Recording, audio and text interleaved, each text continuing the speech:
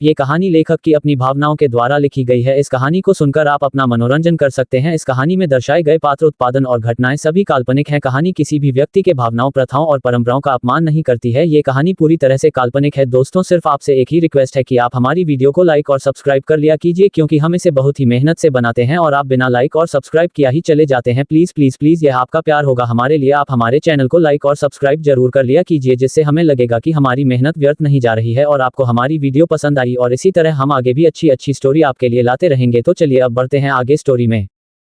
16 प्रतापपुर और आर्जव वंश का अतीत। रीति ने जब अंशुमन को अपने बारे में सवाल करते देखा तो वह अंशुमन के मन में चल रही उलझनों के बारे में अच्छी तरह से समझ पा रही थी। वो अंशुमन की तरफ प्यार से देखते हुए बोली, अंशुमन, मैंने तुम्हें किसी काम के लिए नहीं चुना है, बल्कि मेरे दिल ने मुझसे तुम पर भरोसा करने के लिए कहा है। अंशुमन ने जैसे ही रीति की यह बात सुनी, उसके चेहरे से परेशानी के सारे भाव चले गए और उसके चेहरे पर हल्की सी खुशी ने जगह ले ली। अंशुमन ने अपना सिर रीति की गोद में रखकर झूले पर ही सीधे होते हुए कहा, मुझे इसके आगे तुमसे अपने बारे में कुछ नहीं जानना है। मेरे लिए यही काफी है कि तुम मेरे करीब सिर्फ भरोसे की वजह से हो।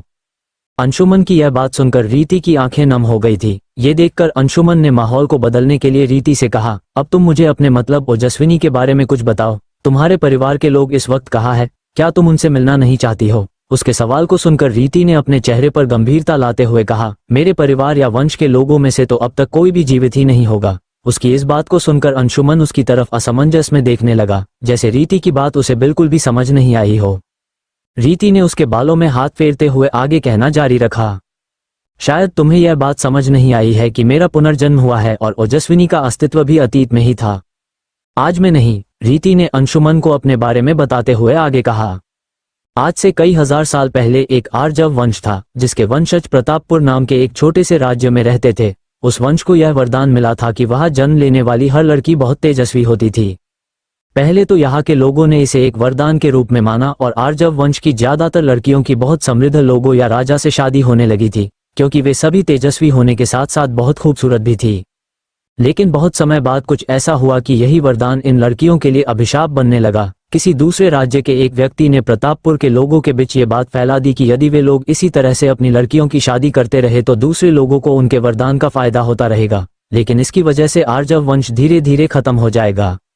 धीरे धीरे यह बात सभी लोगों के मन में बैठ गई कि उन लोगों को इस वरदान का उपयोग खुद के लिए करना चाहिए। तभी उनमें से कुछ लोगों को कहीं से पता चला कि इस समय सभी साम्राज्य एक दूसरे से युद्ध करने की बजाय विषकन्याओं को भेजकर अपने दुश्मन का अंत कर रहे हैं। ये खबर पता चलते ही प्रतापपुर के कुछ लोगों ने वहां के राजा वीरेंद्र से छुपकर अपनी छोटी छोटी बच्चियों को बहुत कम मात्रा में हर महीने थोड़ा थोड़ा जहर देना शुरू कर दिया, ताकि वे उन्हें भी विषकन्या बना सके, जिस वजह से धीरे धीरे उन बच्चियों को इस विष की आदत हो गई। जहां दूसरे राज्यों की लड़कियां विषकन्या बनने की प्रक्रिया में 20% ही सफल हो पाती थी और बाकी की बच्चियां इस विष के प्रभाव से जीवित नहीं रह पाती थी, वही आर्जव वंश की लड़कियां अधिक शक्तिशाली होने की वजह से 10 में से 8 लड़कियां विषकन्या बनने में सफल होने लगी। धीरे धीरे यह बात वहां के राजा के कानों तक भी पहुंच गई, लेकिन पैसों और शोहरत के लालच में आकर वहां के राजा ने किसी को भी इस कार्य को करने से नहीं रोका, जिसके प्रभाव से आर्जव वंश के राजा के घर में लगभग 100 वर्षों तक किसी भी लड़की का जन्म नहीं हुआ।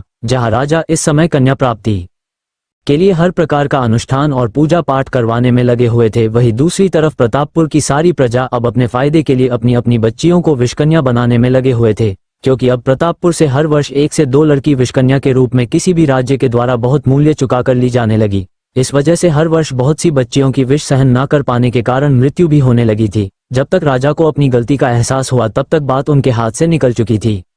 जब रीति थोड़ी देर के लिए चुप हुई तो अंशुमन समझ गया था कि इस समय रीति बहुत इमोशनल हो गई है, इसलिए उसने वहां से उठते हुए कहा, तुम यही रुको, मैं तुम्हारे लिए नीचे से पानी लेकर आता हूँ। रीति ने उसकी बात पर हाँ में अपना सर हिलाकर सहमति दे दी तो अंशुमन सीढ़ियों से नीचे की तरफ चला गया। अंशुमन जैसे ही किचन से पानी की बोतल लेकर बाहर आ रहा था तो उसकी नजर विशाखा बुआ पर गई, जो उसके ही सामने ही खड़ी थी। अंशुमन ने उन्हें देखकर सवाल किया, बुआ जी आप यहाँ कैसे?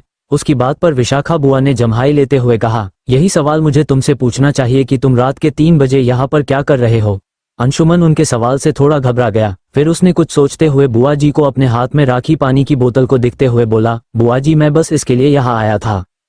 विशाखा बुआ ने उसके जवाब को सुनकर उसके हाथ से वो पानी की बोतल लेते हुए बोली, बेटा मैं भी पानी लेने ही आई थी, मैं तुम्हारी ये बोतल लेकर जा रही हूँ, तुम किचन से दूसरी बोतल अपने लिए ले लेना। अंशुमन ने बुआजी को ठीक है बोलकर वापस किचन की तरफ चला गया और बुआ जी भी वहां से अपने कमरे में वापस चली गई। अंशुमन को जब बुआ जी की वापस जाने की कदमों की आवाज आई तो उसने एक गहरी सांस ली और किचन से पानी की एक बोतल लेकर टेरेस पर वापस चला गया। जब तक अंशुमन वापस पहुंचा तो उसने देखा कि रीति वहां बैठकर आसमान में देखते हुए मुस्कुरा रही है। उसे इस तरह देखकर अंशुमन की आंखें भी खुशी से चमक उठी और उसने रीति की तरफ बढ़ते हुए वह पानी की बोतल रीति के सामने कर दी। रीति ने उसके हाथ से बोतल लेकर पानी पीते हुए सवाल किया, तुम्हें पानी लाने में इतनी देर कैसे लग गई? अंशुमन ने रीति की तरफ देखते हुए मुस्कुराते हुए कहा, क्योंकि नीचे मुझे विशाखा बुआ मिल गई थी। उसकी बात सुनकर रीति ने हड़बड़ाते हुए पूछा, कहीं उन्हें पता तो नहीं चला कि हम दोनों इतनी रात को यहाँ पर साथ में हैं? अंशुमन ने उसे शांत कराते हुए कहा, रिलैक्स रीति, घबराने की कोई बात नहीं है, उन्हें कुछ भी नहीं पता है और अब तक तो वो वापस जाकर फिर से सो भी गई होंगी। अंशुमन की बात सुनकर रीति ने एक चैन की सांस ली। कुछ देर दोनों इसी तरह शांति से झूले पर बैठे रहे। कुछ देर की शांति के बाद अंशुमन ने रीति से सवाल किया, तुम मुझे जो भी बात बता रही हो क्या इसका तुम्हारे पास से कोई कनेक्शन है? उसकी बात को सुनकर रीति ने मुस्कुराते हुए कहा, हमसे कोई कनेक्शन नहीं है बल्कि यह हमारा भी पास्ट है। उसकी बात सुनकर अंशुमन ने अपनी भौहें उठाते हुए पूछा, मतलब मैं समझा नहीं। रीति ने अपनी बात आगे जारी करते हुए कहा, हम आर्जव वंश की ही राजकुमारी ओजस्विनी है। अंशुमन ने शौका होते हुए अपनी जगह से खड़े होकर कहा, तुम राजकुमारी, मतलब तुम्हारा पुनर्जन्म इतने समय बाद कैसे? लेकिन ये सब कैसे हुआ? और तुमने तो बताया था कि उस वंश के राजा के यहाँ अगले 100 वर्ष तक कोई लड़की नहीं हुई थी, तो फिर तुम कैसे? रीति ने अंशुमन का हाथ पकड़कर उसे अपने साथ बैठाते हुए कहा, हमने कहा था कि 100 वर्षों तक कोई लड़की नहीं हुई, लेकिन जब राजा वीरेंद्र 120 वर्ष के हो गए थे तो उन्होंने अपना सारी कोशिश करके एक ऋषि को खुश किया, तो उस ऋषि ने राजा वीरेंद्र को वरदान दिया कि उनके पोते समृद्ध को 25 वर्ष की आयु में एक पुत्री प्राप्त होगी। राजा वीरेंद्र इस बात से बहुत खुश हुए और उन्होंने वापस प्रतापपुर जाकर अपने पोते समृद्ध की शादी के लिए लड़की देखना शुरू कर दिया। क्योंकि राजकुमार समृद्ध पहले ही 24 वर्ष के हो चुके थे, लेकिन ये सुनकर समृद्ध कहीं न कहीं खुश नहीं थे।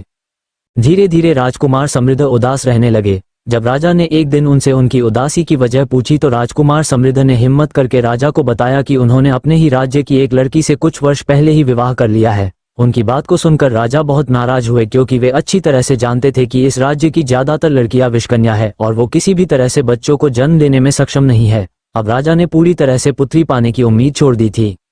लेकिन तभी राजकुमार समृद्ध ने उन्हें बताया कि उनकी पत्नी इस समय 6 माह की गर्भवती है।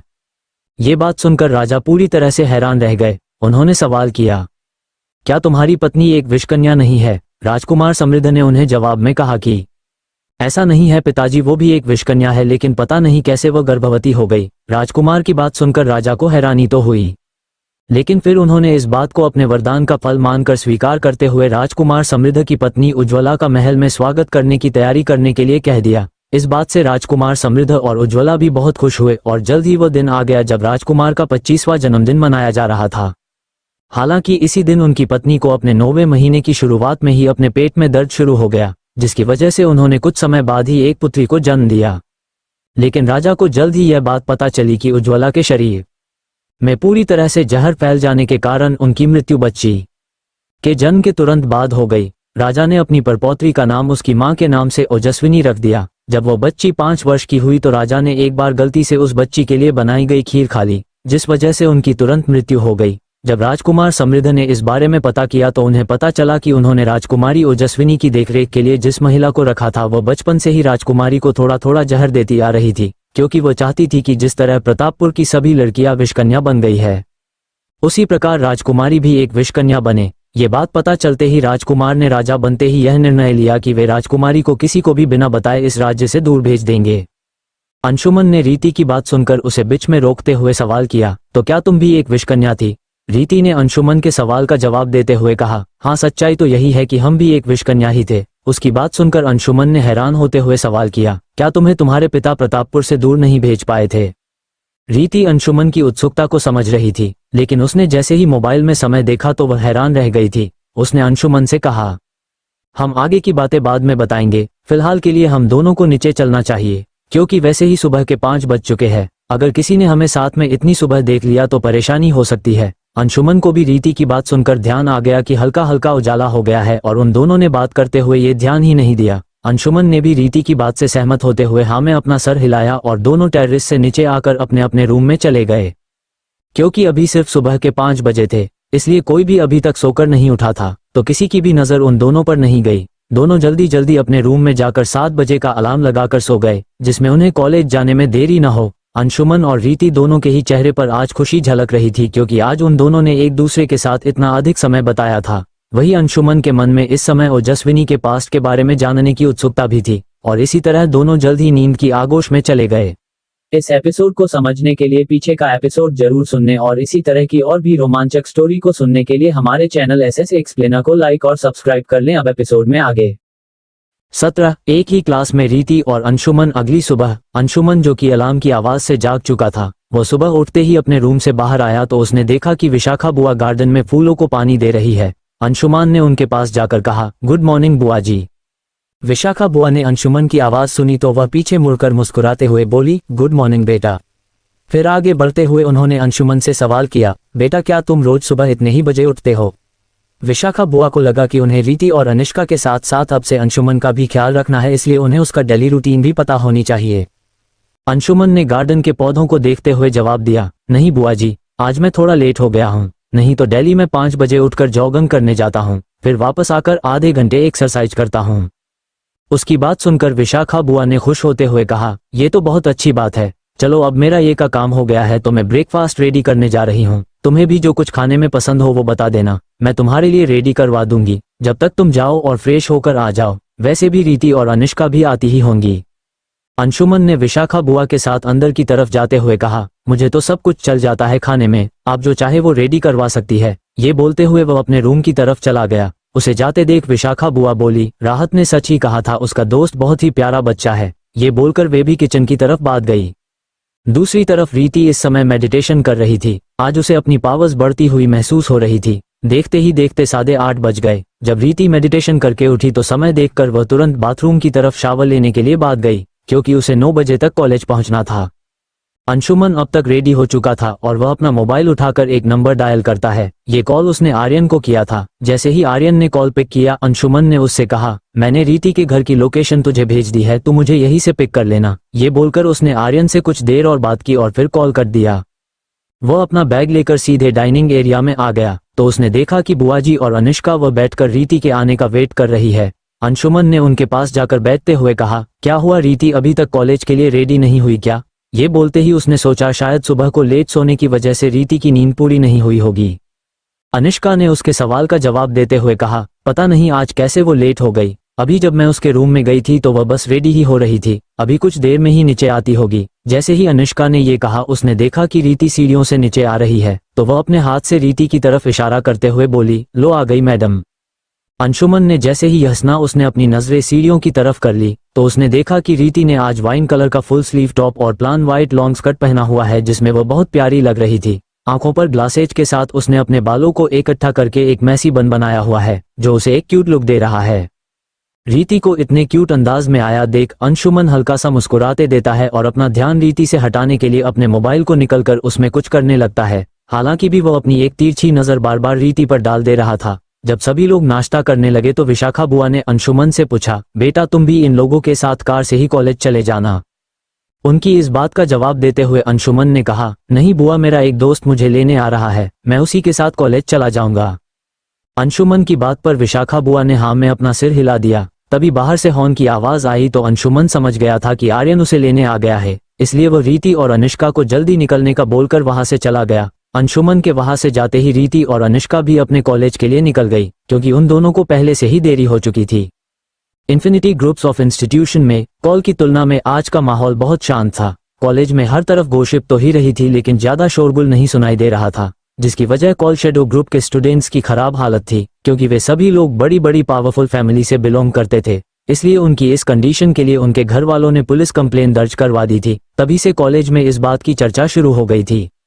अंशुमन और आर्यन हैकिंग में एक्सपर्ट थे, इसलिए अंशुमन ने आर्यन से बोलकर पहले ही सीसीटीवी फुटेज निकलवा ली थी, जिससे वे रीति की किडनैपिंग के सबूत एकत्रित कर सके।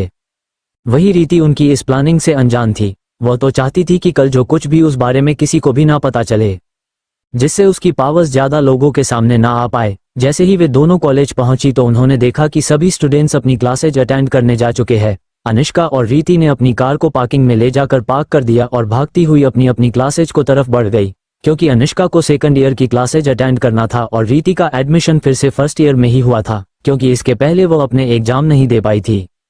रीति जैसे ही अपनी क्लास में गई उसने देखा कि क्लास में प्रोफेसर पहले से आ चुके थे और अभी सभी स्टूडेंट्स का इंट्रोडक्शन चल रहा था। रीति ने क्लास के बाहर खड़े होकर थोड़े डर के साथ कहा, मे आई कम इन सर। जैसे ही रीति ने ये कहा, क्लास के सभी स्टूडेंट और प्रोफेसर दीक्षित उसी की तरफ देखने लगे, क्योंकि आज क्लासेज के पहले दिन ही वो लेट हो गई थी। प्रोफेसर दीक्षित नेचर से बिल्कुल शांत और अनुभवी टीचर थे, इसलिए वे रीति के चेहरे को देखकर समझ गए थे कि उसे क्लास में देरी से आने का अफसोस है। इसलिए उन्होंने बिना किसी सवाल के रीति को हाथ से अंदर आने का इशारा करते हुए कहा, जल्दी अंदर आ जाओ, बिना किसी डिस्टर्बेंस के। अंशुमन ने देखा कि रीति भी उसी की क्लास में है। ये देखकर उसे बहुत खुशी हुई और उसने अपने बगल में बैठे आर्यन को आंखों से इशारा करके पीछे वाली बेंच पर जाने के लिए बोल दिया। क्योंकि आर्यन पहले से अंशुमन के ऐसा करने की वजह को जानता था, इसलिए वह बिना किसी ऑब्जेक्शन के पीछे वाली बेंच पर चला गया। रीति ने क्लास में आकर जैसे ही अंशुमन को देखा, उसकी आंख खुशी से चमक उठी और वह अंशुमन के बगल में खाली जगह देखकर उसी के तरफ बढ़ गई।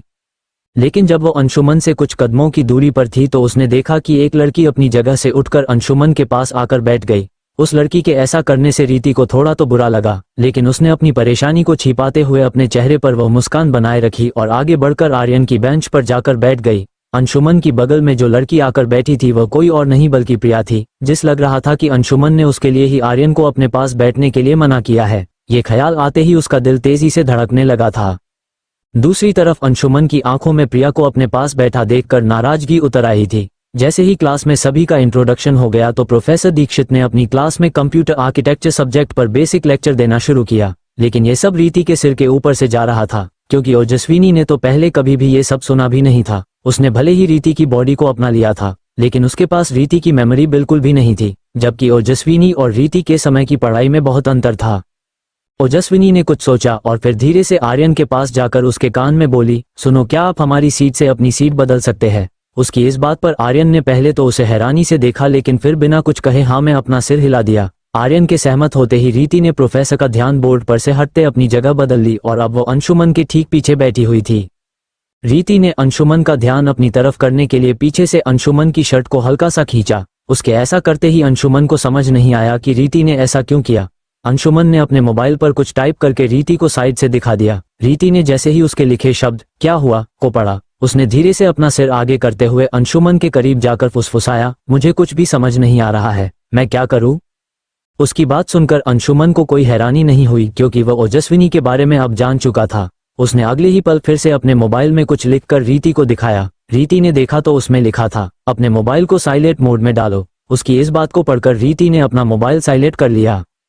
दरअसल बात यह थी कि अंशुमन को पता नहीं था कि क्लास में आने से पहले रीति ने अपना मोबाइल बंद किया है या नहीं, इसलिए वह उससे मैसेज में बात करने से पहले ये कंफर्म करना चाहता था कि वह अपना मोबाइल साइलेंट कर ले। जब उन दोनों इस तरह से कन्वर्सेशन कर रहे थे तो प्रिया ने देखा कि अंशुमन इस समय प्रोफेसर के लेक्चर को ध्यान से नहीं सुन रहा था, इसलिए उसने अंशुमन से धीरे से सवाल किया, अंश तुम्हारा ध्यान कहाँ है? उसने इतना ही कहा था कि प्रोफेसर ने उसे बात करते देख लिया था। प्रोफेसर से प्रिया की तरफ इशारा करते हुए कहा, मिस प्रिया बंसल, मुझे लगता आपको मुझसे पढ़ने की अब जरूरत नहीं है, क्योंकि आपका ध्यान मेरे लेक्चर में नहीं है। आप अभी इस समय मेरी क्लास से निकल जाइए। प्रोफेसर की डांट सुनकर प्रिया को बहुत अधिक शर्मिंदगी महसूस हुई और उसने अपनी जगह पर खड़े होते हुए अपनी सफाई में कहा, सर ऐसा बिल्कुल भी नहीं है, मैं तो आपका लेक्चर ही सुन रही थी। लेकिन अंशुमन का ध्यान आपके लेक्चर में ना देखकर मैं तो उसे बस ये बोल रही थी कि वह पढ़ाई पर ध्यान दे। उसके ऐसा बोलते ही अंशुमन के साथ साथ सारी क्लास उसे हैरानी से देखने लगी। सभी के दिमाग में इस समय एक ही बात चल रही थी कि कैसे ये लड़की खुद की चोरी पके जाने पर अपना इल्जाम दूसरे के सिर पर डालने में थोड़ा भी समय नहीं लेती है। वही आर्यन के चेहरे पर हल्की सी मुस्कान थी। वह धीरे से बड़बड़ाया, आखिर है तो गिरगिट ही ना, आज नहीं तो कल ऐसे अपना रंग बदलना ही था। आर्यन की यह बात उसके अलावा सिर्फ रीति, अंशुमन और प्रिया ने सुनी थी। प्रिया ने पीछे मुड़कर आर्यन की तरफ घूरकर देखा और अपना सामान लेकर वहां से चली गई। उसे जाता देख आर्यन ने अंशुमन के कंधे पर हल्के से मारते हुए कहा, देख भाई, आज मैंने तुझे उस मेकअप की दुकान से बचा लिया, इसके लिए तुझ पर मेरा एक एहसान रहा। आर्यन के ऐसा बोलते ही अंशुमन ने बिना किसी एक्सप्रेशन के अपना सिर हिला दिया। अंशुमन ने आर्यन की बात पर धीरे से कहा, लेकिन एहसान उस चीज के लिए मानूंगा जो अभी होने वाली है। उसकी बात सुनकर आर्यन असमंजस में उसके शब्दों का अर्थ समझ ही रहा था। तभी प्रोफेसर ने अंशुमन की तरफ एक उंगली दिखाते हुए कहा, क्या आपको अलग से क्लास के बाहर जाने के लिए बोलना होगा? प्रोफेसर की बात सुनकर अंशुमन ने पलटकर एक बार आर्यन के हैरानी से भरे चेहरे को देखा और उसे एक मुस्कान देकर क्लास से निकल गया। वही रीति को समझ नहीं आ रहा था कि अब तो अंशुमन भी क्लासरूम से चला गया, अब वह क्या करेगी। उसी समय रीति की मोबाइल पर एक नोटिफिकेशन आया। यह मैसेज किसी और का नहीं अंशुमन का था। 18 फ्रेशर पार्टी की अनाउंसमेंट। प्रिया जब से क्लासरूम से बाहर आई थी उसे वह सीन याद आ रहा था जब वह आर्यन की बात पर उसे देखने के लिए पीछे मुड़ी थी तो उसके साथ बैठी लड़की को देखकर वह हैरान रह गई थी। इसलिए वो जल्दी जल्दी में रूम से बाहर आ गई। फिर उसने गहरी गहरी सांस लेकर सोचा, ये लड़की यहाँ कैसे आ गई। फिर उसने कहा, मुझे खुद के एक्सप्रेशन ठीक रखने होंगे जिससे किसी को मुझ पर शक ना हो। वह जैसे ही यह बोलकर पीछे मुड़ी अपने सामने अंशुमन को देखकर उसकी आंखें खुशी से चमक उठी। उसे ये जानकर बहुत खुशी हुई कि अब उसे अंशुमन के साथ अकेले में थोड़ा टाइम स्पेंड करने के लिए मिलेगा। लेकिन जैसे ही वो अंशुमन से बात करने उसके पास गई, अंशुमन उसे इग्नोर करते हुए बाहर लगी एक बेंच पर जाकर बैठ गया और उसने अपना मोबाइल निकालकर रीति को मैसेज किया, अपने ब्लूटूथ निकालकर मोबाइल से कनेक्ट करो। उसने मैसेज किया ही था कि प्रिया अंशुमन के बगल में आकर बैठ गई और उससे बोली, सॉरी यार अंश, मैं तेरा नाम प्रोफेसर के सामने नहीं लेना चाहती थी लेकिन मेरे मुंह से अनजाने में निकल गया। उसकी इस बात पर अंशुमन ने बिल्कुल भी रिएक्ट नहीं किया। क्लासरूम के अंदर रीति ने अंशुमन का मैसेज पढ़ते ही वैसा ही किया जैसा उसने कहा था। उसके अपने कानों में ब्लूटूथ लगाने के 2 मिनट बाद ही उसके पास अंशुमन का कॉल आ गया।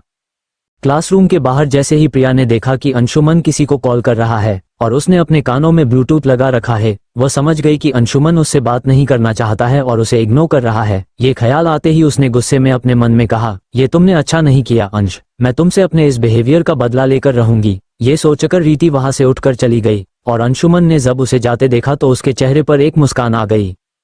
तभी उसने देखा कि रीति ने कॉल पिक कर लिया है तो वह बोला, तुम कॉल पर कुछ बोलना नहीं, मुझे प्रोफेसर के लेक्चर सुनने दो। उसकी इस बात पर रीति ने सिर्फ इतना ही कहा, हम। इस समय अंशुमन और रीति दोनों का दिल तेजी से धड़क रहा था क्योंकि दोनों के कानों में एक दूसरे की सांसों की आवाज पड़ रही थी। दूसरी तरफ प्रिया ने कॉलेज से बाहर आते ही अपने डैड को कॉल लगाया। कॉल पिक होते ही उसने सिर्फ इतना कहा, डैड वो इसी कॉलेज में आ गई है लेकिन पता नहीं कैसे उसने मुझे अभी तक पहचाना नहीं है। उसके बाद प्रिया ने कॉल पर सामने वाले व्यक्ति की कुछ बात सुनी और फिर कॉल कट करके एक राहत की सांस ली। उसके बाद वो अपनी कार में बैठकर कॉलेज से बाहर चली गई। लगभग 1 घंटे बाद जब क्लास खत्म हो गई तो रीति ने तुरंत कॉल कट कर दिया और अपना मोबाइल बैग में रखकर आर्यन के साथ क्लासरूम से बाहर आ गई। जैसे ही रीति बाहर आई, अंशुमन को देखकर उसका दिल तेजी से धड़कने लगा और उसे इस तरह से अंशुमन को अपने सामने देखकर पता नहीं क्यों लेकिन उसे किस करने का मन कर रहा था। हालांकि उसे खुद ये सोचकर थोड़ा अजीब सा लग रहा था, लेकिन जब उससे रहा नहीं गया तो उसने अपने आई ग्लासेज निकाले। तभी अचानक से उसकी आंखों में एक सिल्वर लाइट चमकी जिससे उसके आसपास खड़े सभी लोग अपनी जगह पर जम गए। जिसके बाद रीति ने अपने कदम अंशुमन की तरफ बढ़ाए और उसके चेहरे के करीब अपने चेहरे को ले जाकर साक्षी ने उसके होंठों को हल्का सा चूम लिया। उसके ऐसा करने के तुरंत बाद वह वापस आर्यन के पास आकर खड़ी हो गई और अपने आई ग्लासेज वापस लगा लिए, जिससे वापस आसपास का माहौल पहले जैसा हो गया। लेकिन अचानक से अंशुमन की उंगलियां अपने आप ही अपने होंठों पर चली गई। उसे ऐसा करते देख रीति को उसके लिए थोड़ा गिल्टी महसूस हो रहा था, लेकिन उसने देखा कि अंशुमन ने उन दोनों को देखकर अपनी उंगलियां नीचे कर ली और तेजी से उनके पास आ गया और रीति की तरफ देखकर मुस्कुराते हुए बोला, आज के लिए थैंक यू रीति। उसे ये बोलते देख रीति सकपका गई। उसे समझ नहीं आ रहा था कि अंशुमन को उस किस के बारे में कैसे पता चल गया। रीति ने हड़बड़ाते हुए उससे सवाल किया, वो किस लिए? ये सुनकर अंशुमन ने थोड़ी हैरानी के साथ कहा, और किस लिए? तुम्हारी वजह से मैं आज के लेक्चर अटेंड कर पाया इसलिए। तुम्हें क्या लगा था? साक्षी ने एक गहरी सांस लेते हुए कहा, अरे थैंक यू की कोई जरूरत नहीं। और यह बोलकर उसने अपनी आंखें नीचे कर ली। अंशुमन समझ गया था कि जरूर कोई ऐसी बात है जो रीति उससे छिपा रही है, लेकिन उसने इस बारे में अभी कोई सवाल नहीं किया और वे लोग कैंटीन की तरफ बढ़ गए। जाते हुए रास्ते में आर्यन ने धीरे से अंशुमन से सवाल किया, तुम दोनों अभी किस बारे में बातें कर रहे थे और तूने उसे थैंक यू क्यों कहा? उसके सवाल सुनकर अंशुमन ने उसे जो कुछ क्लास में हुआ वो सब कुछ शॉर्टकट में बता दिया, जिसे सुनकर आर्यन का मुंह खुला का खुला रह गया और उसने उत्सुकता से अपनी भौहें उठाकर सवाल किया, आखिर तुम दोनों के बीच चल क्या रहा है? मुझे तो कुछ गड़बड़ लग रहा है। ये बोलकर आर्यन उसकी तरफ देखकर अपनी एक आई ब्लिंक करके वहां से भाग गया। रीति अभी तक अनुष्का से कॉल पर बात करके उसे कैंटीन आने के लिए बोल रही थी, इसलिए उसे नहीं पता था कि अंशुमन और आर्यन अभी अभी क्या बातें कर रहे थे। उसने जैसे ही अनुष्का का कॉल कट किया, रीति ने आर्यन को वहां से भागते हुए और अंशुमन को मुस्कुराते देखा तो वह अंशुमन की तरफ देखकर सवाल करते हुए बोली, आप दोनों क्या बात कर रहे थे और आपका दोस्त इस तरह से भागकर क्यों चला गया? रीति के सवाल को सुनकर अंशुमन ने सकपाकते हुए कहा, कुछ नहीं, वो तो बस ऐसे ही, शायद उसे कोई काम आ गया होगा इसलिए वह चला गया। बात को बदलने के लिए अंशुमन ने कहा, चलो हम दोनों कैंटीन चलते हैं। उसकी बात रीति को कुछ समझ तो नहीं आई, लेकिन उसने आगे कोई सवाल किया हाँ में अपना सिर हिला दिया और दोनों कैंटीन की तरफ बढ़ गए। इसी तरह 5 दिन कैसे निकल गए किसी को पता ही नहीं चला। क्योंकि अब कॉलेज स्टार्ट हुए 1 हफ्ता हो गया था, इसलिए सभी तरफ फ्रेशर पार्टी की बातें ही चल रही थी। शैडो ग्रुप भी 5 दिनों के बाद आज कॉलेज आने वाला था। वे लोग अब तक काफी हद तक ठीक हो चुके थे, बस उनके चेहरे पर हल्के फुल्के निशान रह गए थे। उन्होंने तो कॉलेज अथॉरिटी से अपनी शिकायत भी वापस ले ली थी, जिससे किसी को ये बात ना पता चले कि वे सभी एक लड़की से पीटे हुए थे। रेहान ने मिशा और टीना को भी कुछ दिनों के लिए कॉलेज जाने से मना कर दिया था, लेकिन उन दोनों को भी उस दिन की सच्चाई नहीं बताई थी। मिशा और टीना ने भी उनसे कोई सवाल नहीं किया, क्योंकि उन्हें पता था कि जब सही समय आएगा तो वे दोनों दक्ष से सारी बातें निकलवा लेंगी। सभी सीनियर की मीटिंग होने के बाद वे पांचों हर क्लास में फ्रेशर पार्टी की अनाउंसमेंट करने के लिए चले गए। जैसे ही वे लोग फर्स्ट ईयर के कंप्यूटर डिपार्टमेंट में गए तो क्लास के प्रोफेसर से उन्होंने थोड़ा समय मांगा, और प्रोफेसर भी थोड़ी देर के लिए पीछे की तरफ जाकर खड़े हो गए। इस रेहान जैसे ही अनाउंसमेंट करने के लिए आगे बढ़ा, उसकी नज़र तुरंत ही रीति पर चली गई, जो इस समय अंशुमन के साथ बैठी हुई थी। क्योंकि प्रिया कुछ दिनों से कॉलेज नहीं आई थी, इसलिए उन दोनों के बीच में परेशानी खड़ी करने वाला कोई नहीं था। रीति की तरफ देखने पर रेहान की नज़रों में गुस्से के साथ लस्ट साफ साफ दिखाई दे रहा था। तभी उसने मन ही मन कहा, तुझे तो मैं अब अपने बिस्तर पर लाकर ही रहूंगा। अंशुमन भी समझ चुका था कि रीति ने जो कुछ उन लोगों के साथ किया है, आज नहीं तो वे लोग उसका बदला लेकर ही रहेंगे। उसके बाद रेहान सभी को फ्रेशर पार्टी के बारे में बताने लगा। कुछ दिनों से अंशुमन घर में रोज सुबह रीति को उसके सब्जेक्ट समझाता था। क्योंकि रीति मतलब ओजस्विनी एक आम लड़की नहीं थी, इसलिए उसकी रीड करने की क्षमता बहुत तेज थी और वह बहुत जल्दी सब कुछ समझ जाती थी। वह एक बुक को ज्यादा से ज्यादा एक दिन में पूरा याद कर लेती थी, इसलिए जल्द ही वह बहुत कुछ समझने लगी थी। अंशुमन उसे लाइब्रेरी से अलग अलग बुक्स इशू करवा देता था, इसलिए उसे कुछ भी पढ़ने में परेशानी नहीं आई। जब रेहान और उसके दोस्त रीति की क्लास में आए तब भी वो कुछ बुक्स ही पढ़ रही थी, इसलिए उसने उन पर ज्यादा ध्यान नहीं दिया। लेकिन जब उसने अंशुमन के चेहरे पर गुस्सा नोटिस किया तो वह समझ गई कि कुछ तो गलत है। उसने जैसे ही अपना चेहरा सामने खड़े लोगों को देखने के लिए आगे की तरफ किया तो उसे अपने सामने शैडो ग्रुप के मेंबर्स को देखकर ज्यादा हैरानी नहीं हुई, क्योंकि वो लोग भी इसी कॉलेज के स्टूडेंट हैं। इसलिए आज नहीं तो कल रीति से उनका सामना होना ही था। रीति ने देखा कि वो लोग फ्रेशर पार्टी के बारे में बता रहे हैं, जो कि 10 दिन बाद है, लेकिन रीति ने उनकी बातों को नजरअंदाज किया। तभी उसने देखा कि रेहान उसे अजीब तरीके से घूर रहा है। वह अंशुमन के चेहरे पर आए गुस्से का कारण अब समझ चुकी थी, इसलिए उसने इस बार रेहान को मजा चखाने के बारे में सोचा और धीरे से अपने हाथ से एक चुटकी बजाई। उसके ऐसा करते ही रेहान की आवाज अचानक से बोलते हुए लड़खड़ाने लगी। उसकी ऐसी आवाज सुनकर क्लास में बैठे सभी लोग उसका मजाक उड़ने लगे। उसके दोस्त दक्ष और आहान तो उस दिन की पिटाई के बाद रीति से नजरें तक नहीं मिला पा रहे थे, लेकिन उन्होंने जब अचानक से रेहान की तबीयत खराब होते देखी तो वे सभी रेहान को क्लास से बाहर लेकर चले गए। वही मिशा ने क्लास में कहा, आप सभी फ्रेशर पार्टी की बाकी की इन्फॉर्मेशन नोटिस बोर्ड पर देख लीजिएगा। ये बोलकर मिशा भी वहां से चली गई। अंशुमन ने रीति को ये सब करते हुए देख लिया था, इसलिए उसे समझने में देरी नहीं लगी कि यह सब रीति ने किया है। ये जानकर उसकी आंखें सदमे से चौड़ी हो गई। रीति ने उसे इस तरह से खुद को देखता पाकर कहा, अब आपको क्या हो गया है? हमें इस तरह से क्यों घूर रहे हैं? इस समय उसकी आवाज बिल्कुल बेपरवाह लग रही थी, जैसे उसने कुछ किया ही ना हो। अंशुमन ने अपनी आंखें बोर्ड की तरफ करते हुए धीरे से फुसफुसाया, मैंने अभी अभी देखा कि तुमने क्या किया है। तुम्हें मेरे सामने झूठ बोलने की जरूरत नहीं है। वैसे भी मुझे जानना था कि क्या उस दिन तुमने मुझे टेलीपैथी से अपनी हेल्प के लिए बुलाया था।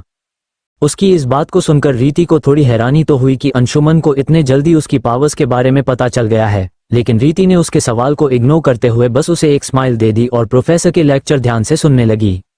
अंशुमन समझ गया था कि वह अभी उसके सवालों का जवाब नहीं देना चाहती है, इसलिए उसने भी आगे कोई सवाल नहीं किया। सारी क्लासेज खत्म होने के बाद रोज की तरह रीति और अनुष्का अपनी कार से घर के लिए निकाल गए। वही अंशुमन आर्यन के साथ उनकी कार के पीछे पीछे चल दिए। आगे स्टोरी और भी इंटरेस्टिंग है, लेकिन दोस्तों आगे बढ़ने से पहले चैनल को लाइक और सब्सक्राइब कर लो और 200 लाइक का टारगेट पूरा कर दो। और अगर स्टोरी आपको पसंद नहीं आ रही है तो हमें कमेंट करके जरूर बताइए, जिससे ये स्टोरी हम यहीं पर रोक दें और दूसरी नई स्टोरी आपके लिए लेकर आए। चलिए अब आगे स्टोरी में बढ़ते हैं। Story by SS explainer. 19 Anushka और राहत का प्राइवेट टाइम रात के 9 बजे मल्होत्रा फार्म हाउस में। अंशुमन, रीति, विशाखा बुआ और अनुष्का साथ में बैठकर डिनर कर रहे थे। उन सभी के डिनर करते ही विशाखा बुआ ने कहा, मैंने सुना है तुम लोगों के कॉलेज में फ्रेशर पार्टी होने वाली है, तो क्या तुम लोगों ने उसकी प्रिपरेशन कर ली है? उनके सवाल पर रीति ने ज्यादा उत्साह न दिखाते हुए कहा, उसमें क्या तैयारी करना है बुआ सा? उसके इस सवाल पर अनुष्का ने हैरानी से अपनी आंखें चौड़ी करते हुए कहा, मुझे तो शक होता है कि तू हमारी रीति है ही नहीं। अनुष्का ने जैसे ही ये शब्द कहे रीति को आखिरी निवाला खाते हुए जोर का ठसका लग गया। उसे इस तरह से देखकर अंशुमन ने उसके आगे पानी की एक गिलास बढ़ा दिया और अनुष्का उसकी पीठ पर हाथ फेरते हुए बोलने लगी, अरे तू इतना परेशान क्यों हो रही है? मैं तो ये बस इसलिए बोल रही थी कि पहले तो हमारी क्लास में किसी का भी बर्थडे हो, लेकिन शॉपिंग करने तू सबसे पहले जाती थी और आज देखो शॉपिंग का इतना बड़ा मौका मिला है तो तू बोल रही है फ्रेशर पार्टी की क्या तैयारी करना है। अनुष्का की बात पर रीति ने एक चैन की सांस ली। तभी उसने देखा कि अंशुमन ने टेबल के नीचे से उसका हाथ थामा हुआ है। ये देखकर उसका डर थोड़ा कम हुआ और उसने खुद को नॉर्मल करते हुए जवाब दिया, ऐसी बात नहीं है अनुष्का, हमारे कहने का मतलब ये था अभी तो 10 दिन बचे हैं फ्रेशर्स के, तो अभी से शॉपिंग क्यों करना। उसकी इस बात पर अनुष्का ने अपना मुंह फुलाते हुए बच्चों की तरह जिद करते हुए कहा, नहीं मुझे तो कल ही शॉपिंग पर जाना है। उसकी इस बचकानी हरकत को देखकर रीति ने हार मानते हुए कहा, ठीक है अनुष्का, हम तुम्हारी बात मानते हैं, लेकिन क्या हम कल की बजाय परसों चल सकते हैं, क्योंकि परसों संडे है तो हमारी पाई का लॉस भी नहीं होगा। रीति की इस बात को सुनकर अनुष्का ने अपने चेहरे पर मुस्कान लेट हुए कहा, ठीक है तो ये तय रहा कि परसों हम सब शॉपिंग पर जाने वाले हैं। ये बोलकर वह जल्दी से भागकर अपने रूम की तरफ चली गई थी। सभी इस बात को अच्छी तरह से जानते थे कि इस समय अनुष्का को राहत का कॉल आता है, इसलिए वह इस टाइम पर अपने रूम में ही होती है। लेकिन अंशुमन को इस बारे में नहीं पता था, इसलिए उसने विशाखा बुआ से पूछा, बुआ जी ये अनुष्का इतनी हड़बड़ाकर अपने कमरे की तरफ क्यों गई है। उसका ये सवाल सुनकर विशाखा बुआ उससे मुस्कुराते हुए कहती है, शायद तुम्हें नहीं पता है कि इस समय राहत और अनुष्का का प्राइवेट टाइम होता है, इसलिए वो इस समय अपने रूम में चली गई क्योंकि उसे राहत कॉल करने वाला होगा। विशाखा बुआ की बात सुनकर अंशुमन आश्चर्य से पूछता है, इसका मतलब राहत और अनुष्का एक दूसरे से। वह आगे कुछ बोल पाता उससे पहले ही रीति उसके सेंटेंस को पूरा करते हुए कहती है, बहुत ज्यादा प्यार करते हैं, वो भी बचपन से। रीति की बात सुनकर अंशुमन अब सब कुछ समझ जाता है। तभी विशाखा बुआ अंशुमन की तरफ देखकर उससे बोलती है, बेटा क्या तुम मेरी एक हेल्प करोगे। बुआ जी के ऐसा पूछने पर अंशुमन ने उन्हें जवाब में कहा, अरे इसमें पूछने की क्या बात है, आप बस बता दीजिए कि मुझे क्या करना है। विशाखा बुआ ने मुस्कुराते हुए कहा, बेटा मुझे कल सुबह दिल्ली के लिए निकलना है क्योंकि वहाँ कुछ ऑफिशियल डॉक्यूमेंट पर मेरे सिग्नेचर की जरूरत है, तो तुम्हें 2 दिनों के लिए रीति और अनुष्का के साथ रहना होगा। हो सके तो तुम उन्हीं के साथ कॉलेज जाना आना भी कर लेना। उनकी बात सुनकर तो अंशुमन के मन में लड्डू फूट रहे थे, लेकिन उसने अपने चेहरे पर गंभीरता बनाए रखकर कहा, ठीक है बुआ जी, आप बेफिक्र होकर चले जाइए, यहाँ पर मैं सब कुछ देख लूंगा। अंशुमन का जवाब सुनकर विशाखा बुआ ने एक गहरी सांस ली, क्योंकि अंशुमन के यहाँ होने से उनकी चिंता कम हो गई थी। क्योंकि अंशुमन और रीति का डिनर हो चुका था, इसलिए वे दोनों साथ में टेबल से उठ गए। इस समय विशाखा बुआ सवेन से टेबल साफ करवा रही थी। अंशुमन ने अपने कमरे में जाते समय रीति को आंखों से टेरेस की तरफ इशारा करके 1 घंटे बाद मिलने के लिए कहा। रीति ने उसकी बात को समझकर हाँ में अपना सिर हिला दिया और मुस्कुराते हुए अपने कमरे में चली गई। वही अंशुमन भी अपने बालों में हाथ फेरते हुए घर के बाहर गार्डन की तरफ निकल गया। अंशुमन और रीति अब बेसब्री से 10 बजने का इंतजार कर रहे थे। हालांकि रीति अच्छी तरह से जानती थी कि अंशुमन आज उससे उसकी पावर्स के बारे में जरूर कोई सवाल करेगा। वैसे तो अंशुमन के सामने रीति अपना हर राज खोलने को तैयार थी, लेकिन उसे ये डर भी था कि उसके बारे में जानकर अंशुमन किसी परेशानी में ना पड़ जाए। देखते ही देखते 10 बज गए। अंशुमन गार्डन से अंदर आया और विशाखा बुआ के रूम को चेक करने बाद टेरेस की तरफ बढ़ गया। वही रीति ने भी एक बार अनुष्का के रूम को चेक किया। वो अभी भी राहत भाई से बात कर रही थी, तो रीति भी सीढ़ियों से ऊपर चली गई। अंशुमन ने जैसे ही देखा कि रीति आ गई है, वह उसके पास आकर बोला, तो आप आ ही गई मिस रीति सान्याल। उसके इस तरह से बोलने पर रीति ने हंसते हुए कहा, आप इस तरह से क्यों बोल रहे हो, जैसे हम यहाँ पर किसी जाल में फंसने आ गए हैं। अंशुमन ने कहा, कुछ ऐसा ही समझो। और यह बोलकर वो मुस्कुराते हुए रीति को देखने लगा। आज अंशुमन की आंखों में रीति को अपने लिए प्यार की जगह कुछ अजीब सी फीलिंग्स समझ आ रही थी, लेकिन उसने इस पर ज्यादा ध्यान नहीं दिया और जाकर सीधे टेरेस पर लगे झूले पर जाकर बैठ गई। अंशुमन भी हमेशा की तरह उसके बगल में आकर बैठ गया। पहले कुछ मिनट तो दोनों ने कुछ भी नहीं कहा। फिर कुछ देर बाद अंशुमन उससे सवाल करता है, तो अब बताओ कि तुमने वो सब कैसे किया, क्या तुम्हें कोई जादू टोना भी आता है।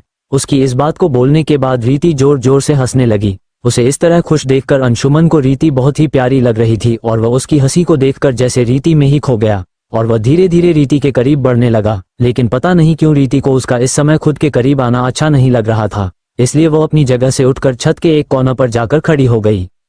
उसे इस तरह से जाते देख अंशुमन की आंखें अचानक से बदल गई और उसकी आंखें बिल्कुल काली हो गई, लेकिन उसने खुद को तुरंत पहले वाली कंडीशन में ला लिया और रीति के पास जाकर खड़ा हो गया। थोड़ी देर की चुप्पी के बाद उसने रीति से सवाल किया, क्या तुम अब मुझे अपना सच बताओगी।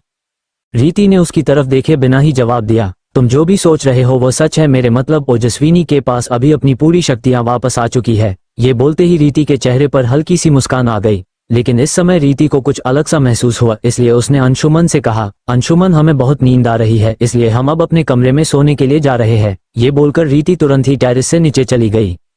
वहीं पीछे खड़े अंशुमन की आंखें वापस से काली हो गई थी और उसने एक भयानक हंसी हंसते हुए कहा, आखिरकार मुझे तुम मिल ही गई ओजस्विनी। मैंने अच्छा ही किया इस लड़के का शरीर अपनाकर, कम से कम तुम्हारा सच तो मेरे सामने आ गया। ये बोलकर वह जोर जोर से हंसने लगा और कुछ समय बाद अंशुमन के रूप में वापस आ गया। अब उसे सिर्फ आने वाली पूर्णिमा का इंतजार था।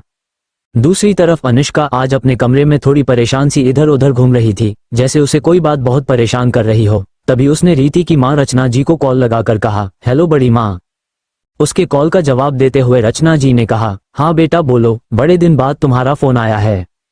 अनुष्का ने थोड़ा परेशान होते हुए कहा, बड़ी माँ क्या आपने मुझे यहाँ आने से पहले अपने कमरे में जो कुछ भी बताया था वो सब सच था? रचना जी ने गंभीरता से सवाल किया, क्या कुछ हुआ है बेटा जो तुम अचानक से यह सवाल कर रही हो? अनुष्का ने कहा, बड़ी माँ आप मुझे सच बताइए कि क्या आपने सच में रीति को उस समय कोई लॉकेट पहनाया था जो रीति के ठीक होते ही उसके गले से गायब हो गया था? ये बोलते हुए अब अनुष्का की आंखों में आंसू आ गए। रचना जी ने बात की गंभीरता को समझते हुए कहा, हाँ बेटा ये बिल्कुल सच है, लेकिन तुमने अचानक से ये सवाल क्यों किया? अनुष्का ने रोते हुए बताया, बड़ी माँ कुछ दिन पहले रात के समय मुझे धोखे से रीति का कॉल आ गया था, लेकिन मैंने कॉल पे खोते ही जो कुछ भी सुना उसे सुनकर मैं हैरान रह गई। ये बात उस दिन की थी जब रीति अंशुमन से टेरेस पर बैठकर बात कर रही थी और उसे अपनी सच्चाई बता रही थी, और धोखे से उसके मोबाइल से अनुष्का को कॉल लग गया था। लेकिन इस बात का अंशुमन और रीति को बिल्कुल भी एहसास नहीं हुआ और अनुष्का ने उन दोनों के बीच की सारी बातें सुन ली। अभी तक वह किसी को कुछ नहीं बताना चाहती थी क्योंकि उसे समझ नहीं आ रहा था कि वह क्या करे, लेकिन आज उसे कुछ गलत समझ आया जब उसने शाम को विशाखा बुआ के दिल्ली जाने की बात बताने के बाद अंशुमन के चेहरे पर आई अजीब सी खुशी को देखा तो वह ये सब याद कर रही थी। तभी उसके कानों में रचना जी की आवाज पड़ी, बेटा तुमने ऐसा क्या सुना है? अनुष्का ने उन्हें बीच में रोककर कहा, बड़ी माँ क्या आपको नानू ने उस लॉकेट के साथ कुछ और भी दिया था? कुछ देर सोचने के बाद रचना ने जवाब दिया, हाँ उन्होंने मुझे एक पुरानी सी बुक भी दी थी। अनुष्का ने तुरंत ही उनसे कहा, बड़ी माँ क्या आप मुझे वो बुक पार्सल कर सकते हो? मैं आपको बाद में सब कुछ बता दूंगी। उसकी बातों में गंभीरता समझते हुए रचना जी ने कहा, ठीक है बेटा मैं अभी जाकर तुझे वो बुक पार्सल कर देती हूँ। ये बोलकर रचना जी ने कॉल कट कर दिया। अनुष्का भी बेड पर लेटे हुए रीति के बारे में सोचने लगी और उसे यही सोचते सोचते नींद लग गई। इस एपिसोड को समझने के लिए पीछे का एपिसोड जरूर सुनने और इसी तरह की और भी रोमांचक स्टोरी को सुनने के लिए हमारे चैनल एसएस एक्सप्लेनर को लाइक और सब्सक्राइब कर लें। अब एपिसोड में आगे 20 अनुष्का को पता चली सच्चाई। विशाखा बुआ सुबह उठकर सभी का नाश्ता रेडी करके जल्द ही एयरपोर्ट के लिए निकल गई, क्योंकि उन्हें सुबह की पहली फ्लाइट से ही दिल्ली जाना था। इसलिए उन्होंने रात में ही सभी को इस बारे में बता दिया था। सुबह जब सभी सोकर उठे तो पहले से ही नाश्ता तैयार देखकर वो सभी समझ गए कि विशाखा बुआ जा चुकी है। रीति और अनुष्का नाश्ता करने के बाद अपने अपने कमरे में रेडी होने चली गई, क्योंकि उन्हें कॉलेज निकलना था। लेकिन उन्होंने देखा कि अंशुमन आज कॉलेज नहीं जा रहा था, इसलिए रीति ने उससे सवाल किया, तुम्हें आज कोई काम है क्या जो आज तुम कॉलेज नहीं जा रहे हो? अंशुमन ने उसकी बात पर ज्यादा ध्यान ना देते हुए कहा, हाँ मुझे आज किसी काम से लाइब्रेरी जाना है। उसकी बात सुनकर रीति ने उससे ज्यादा सवाल नहीं किया और वह अनुष्का के साथ कॉलेज के लिए निकल गई। वही अनुष्का इस समय किसी और सोच में ही डूबी हुई थी। पिछले एक हफ्ते से वह खुद को नॉर्मल दिखाते हुए रीति और अंशुमन को ऑब्जर्व कर रही थी। अनुष्का को एक बात तो अच्छी तरह से समझ आ गई थी कि ओजस्विनी जो कि रीति के शरीर में है वह दिल की बहुत अच्छी है और उसके मन में किसी के लिए कोई खराब ख्याल नहीं है। लेकिन उसे अंशुमन पर कल रात से थोड़ा शक हो रहा था। उसे लग रहा था अंशुमन जो कुछ भी दिखा रहा है वह वैसा बिल्कुल भी नहीं है। जरूर अंशुमन हम सभी से कोई राज की बात छिपा रहा है। अनुष्का ने सोचा कि क्योंकि आज अंशुमन कॉलेज नहीं आया हुआ है इसलिए वह रीति से एक बार इस बारे में बात कर लेगी। कॉलेज पहुंचते ही दोनों अपने अपने क्लासरूम में चले गए। जैसे ही रीति क्लास में जाकर अपनी बेंच पर बैठी, आर्यन ने उसके पास बैठते हुए सवाल किया, हेलो रीति, मुझे ये जानना था कि क्या अंशुमन की तबीयत ठीक है?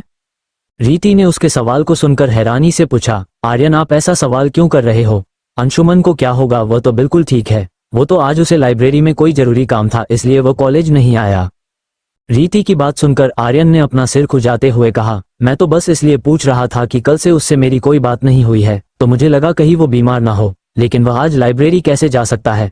उसकी बात सुनकर रीति आर्यन को असमंजस में देखने लगी तो आर्यन ने उसे समझते हुए आगे कहा, अरे आज तो शनिवार है इसलिए आज तो लाइब्रेरी बंद होती है, इसलिए मैंने कहा कि वह आज लाइब्रेरी क्यों जाएगा। आर्यन की इस बात को सुनकर रीति किसी सोच में पड़ गई। उसे समझ नहीं आ रहा था कि कल शाम से उसे अंशुमन कुछ अलग सा क्यों लग रहा है। उसे इस तरह ख्यालों में गुम हुआ देख आर्यन ने उसके चेहरे के सामने अपना हाथ हिलाया तो रीति ने होश में आते ही आर्यन से कहा, शायद मुझे ही सुनने में कोई गलतफहमी हो गई थी, हो सकता है उसने मुझे कुछ और ही कहा हो। आर्यन ने भी इस बात पर ज्यादा ध्यान नहीं दिया और हाँ में अपना सिर हिला दिया। वो दोनों आपस में बात कर रहे थे। उसी समय क्लास में प्रोफेसर आ गए थे, जिस वजह से उन दोनों ने बातें करना बंद कर दी और अपना ध्यान क्लास में लगा दिया। लेकिन इस समय रीति के दिमाग में बहुत सी बातें चल रही थी। उसने मन ही मन कहा, अंशुमन ने मुझसे झूठ क्यों कहा कि वह लाइब्रेरी जा रहा है जबकि आज लाइब्रेरी में छुट्टी है। लेकिन फिर उसने अपना सिर झटककर इन बातों को अपने दिमाग से हटाया और लेक्चर सुनने में बिजी हो गई। लगभग 2 लेक्चर लगातार अटेंड करने के बाद रीति क्लास से बाहर की तरफ आ गई। उसने देखा कि उसकी क्लास के बाहर अनिष्का उसके आने का वेट कर रही थी। रीति ने अनिष्का की बेंच पर उसके पास बैठते हुए सवाल किया, क्या हुआ अनिष्का, आज तुम इस वक्त यहाँ कैसे आ गई? क्या आज तुम्हारी क्लास में कोई लेक्चर नहीं थे? उसकी बात सुनकर अनिष्का से घबराते हुए कहा, रीति तुम वो सभी बात छोड़ो, मुझे तुमसे कुछ जरूरी बात करना है। उसके चेहरे पर गंभीरता देखकर रीति ने कहा, ठीक है तुम पहले शांत हो जाओ और चलो हम कैंटीन में चलकर बात करते हैं। अनिष्का ने अपना सिर न में हिलाते हुए कहा, नहीं कैंटीन में नहीं, वहाँ बहुत से लोग हैं, हम कॉलेज के पीछे वाले ग्राउंड में चलते हैं क्योंकि वहाँ खेलना अभी बैन है, इसलिए वहाँ पर बहुत कम लोग ही जाते हैं। रीति ने उसकी बात से एग्री करते हुए कहा, ठीक है चलो चलते हैं। ये बोलकर रीति अपने बैग उठाकर अपने साथ अनिष्का को लेकर कॉलेज के बैक साइड वाले ग्राउंड में चली गई। वह जाकर दोनों एक पेड़ के नीचे बैठ गई। रीति ने अनिष्का के कंधे पर हाथ रखते हुए कहा, क्या हुआ अनिष्का, अब तुम हमें सब अच्छे से बता सकती हो, बोलो क्या बताना चाहती थी तुम? रीति को इतने प्यार से पूछते देख अनिष्का ने अगले ही पल उसे खींचकर गले से लगा लिया और रोते हुए उससे बोलने लगी, हमें सब सच पता चल गया है कि तुम हमारी रीति नहीं ओजस्विनी हो। हमने तुम दोनों की सारी बातें उस रात सुन ली थी। ये बोलते हुए वो बहुत ज्यादा रोने लगी। दूसरी तरफ रीति जो अभी अनिष्का को रोते हुए देखकर उसकी पीठ से हिला रही थी, अनिष्का की बातें सुनकर उसके हाथ अचानक से ही रुक गए। उसने अनिष्का को खुद से दूर करते हुए सवाल किया, तुम्हें इस बारे में कैसे पता चला और तुमने अंशुमन और मेरी बातें कैसे सुन ली जबकि तुम तो वहां थी भी नहीं? अनिष्का ने उसे हिचकिचाते हुए सब कुछ बता दिया कि कैसे रीति के मोबाइल से धोखे से कॉल लगने के कारण उसने सब कुछ सुन लिया। रीति के चेहरे के एक्सप्रेशन अनिष्का की बातें सुनकर बार बार बदलते जा रहे थे। जब अनिष्का ने रीति को सब कुछ बता दिया तो उसे ज्यादा रोने के कारण बार बार हिचकी आने लगी, इसलिए रीति ने उसे तुरंत अपने बैग से एक बोतल निकाल कर दे दी। अनिष्का ने उसके हाथ से बोतल लेकर पानी पी लिया और पानी के कुछ छींटे अपने चेहरे पर भी मार लिए, जिससे उसके चेहरे पर बने आंसुओं के निशान अब साफ हो गए थे। अनिष्का को अब ठीक कंडीशन में देखकर रीति ने उससे हिचकिचाते हुए सवाल किया, क्या तुम्हें तुम्हारी बेस्ट फ्रेंड की जगह ले लेने के कारण बुरा नहीं लगा और क्या तुम अब भी हमारे साथ पहले की तरह ही रहोगी? इस समय रीति की आंखों में एक दोस्त को खोने का डर साफ दिखाई दे रहा था। अनिष्का ने उसके गाल पर हाथ रखते हुए कहा, तुम्हें चिंता करने की जरूरत नहीं है, मैं तुमसे बिल्कुल भी नाराज नहीं हूँ, लेकिन हाँ मुझे रीति के दूर जाने का दुख जरूर है। लेकिन मैं भगवान को इसलिए थैंक्स कहना चाहती हूँ कि उन्होंने तुम्हारे रूप में हम सभी को हमारी रीति वापस कर दी है। ये बोलकर अनिष्का हल्का सा मुस्कुराते दी, लेकिन अगले ही पल कुछ याद करके वह डर से कांपने लगी। उसे इस तरह डरता देख रीति ने उसका हाथ पकड़कर सवाल किया, क्या हुआ तुम्हें अनिष्का, अचानक से तुम इस तरह कांप क्यों रही हो, क्या तुम्हारी तबीयत खराब है? अनिष्का ने अपना सिर ना में हिलाते हुए रीति की आंखों में देखकर कहा, मुझे कुछ नहीं हुआ है रीति, लेकिन शायद तुम्हारे साथ कुछ गलत होने वाला है क्योंकि वो अंशुमन वैसा बिल्कुल नहीं है जैसा वो दिखता है। इस समय रीति को अनिष्का की बात अच्छे से समझ नहीं आ रही थी, इसलिए उसने अनिष्का के चेहरे को दोनों हाथों से पकड़कर कहा, अब तुम्हें डरने की जरूरत नहीं है, मैं हूं ना तुम्हारे साथ, हम दोनों बाकी की बातें घर पहुंचकर करेंगे, तुम बस मुझ पर भरोसा रखो, वैसे भी इस समय तुम्हें आराम की जरूरत है। अनिष्का ने उसकी बात को मानते हुए हाँ में अपना सिर हिला दिया था और फिर वे दोनों जल्द ही कॉलेज से घर के लिए निकल गई क्योंकि उन्होंने बात करते हुए समय का ध्यान नहीं दिया, जिस वजह से उन्हें पहले ही घर पहुंचने में देरी हो गई थी। जिस वजह से उनके घर में आते ही रीति ने देखा कि अंशुमन पहले ही घर आ चुका था और उन दोनों का इंतजार कर रहा था। उन दोनों को कॉलेज से आया देख अंशुमन ने सोफे से खड़े होते हुए नॉर्मली बात करते हुए कहा, आज तुम दोनों को कॉलेज से आने में देरी कैसे हो गई, क्या तुम दोनों को कोई प्रॉब्लम हो गई थी? रीति ने उसके सवाल का जवाब देते हुए कहा, अरे ऐसी बात नहीं है, वो क्या है ना, आज अनिष्का की तबीयत थोड़ी खराब हो गई थी जिस वजह से मैं उसे हॉस्पिटल लेकर चली गई थी, इसलिए हमें आने में देरी हो गई। सच तो ये था कि रीति अंशुमन को सच्चाई नहीं बताना चाहती थी क्योंकि उसने अनिष्का को कुछ देर पहले अंशुमन की बात करते हुए डरते देखा था, इसलिए वह पहले अंशुमन के बारे में अनिष्का की बात जानना चाहती थी, इसलिए उसने अभी अंशुमन को कुछ भी बताना सही नहीं समझा। अंशुमन ने जैसे ही रीति की बात सुनी उसने चिंतित होते हुए रीति से पूछा, क्या हुआ था अनिष्का को, वह ठीक तो है ना, और डॉक्टर ने क्या कहा? उसकी बात पर रीति ने शांति से जवाब दिया, अरे घबराने वाली कोई बात नहीं है, वो तो बस रीति कुछ दिनों से डाइट के चक्कर में अच्छे से खाना नहीं खा रही थी, जिस वजह से उसे चक्कर आ गए और वह बेहोश हो गई है। डॉक्टर ने कहा है कि वो इस समय थोड़ी कमजोर है, अगर अपने खाने पीने पर ध्यान देगी तो जल्द ही ठीक हो जाएगी। अंशुमन ने उसकी बात को मानते हुए हाँ में अपना सिर हिला दिया और मुस्कुराते हुए बोला, ठीक है, तुम दोनों अपने अपने रूम में जाकर थोड़ा रेस्ट कर लो, जब तक मैं कुक से तुम दोनों के लिए खाना बनाने को बोल देता हूँ। रीति ने उसकी इस बात पर एक स्माइल दी। फिर वो अनुष्का को अपने साथ ले जाते हुए बोली, जब तक तुम्हारी तबीयत ठीक नहीं हो जाती तुम मेरे कमरे में ही रुक जाओ, जिससे मैं रात में भी तुम्हारा अच्छे से ख्याल रख पाऊंगी। रीति ने यह बात तेज आवाज में कही थी जिससे अंशुमन भी इस बात को सुन ले। अनुष्का ने भी बिना विचार किया रीति की बात से सहमत होते हुए हाँ में अपना सिर हिला दिया। दूसरी तरफ उन दोनों के रीति के कमरे में जाने के बाद अंशुमन के चेहरे पर एक डेविलियस स्माइल आ गई, जिसे देखकर लग रहा था कि वह बहुत बड़ी योजना को अंजाम देने वाला है।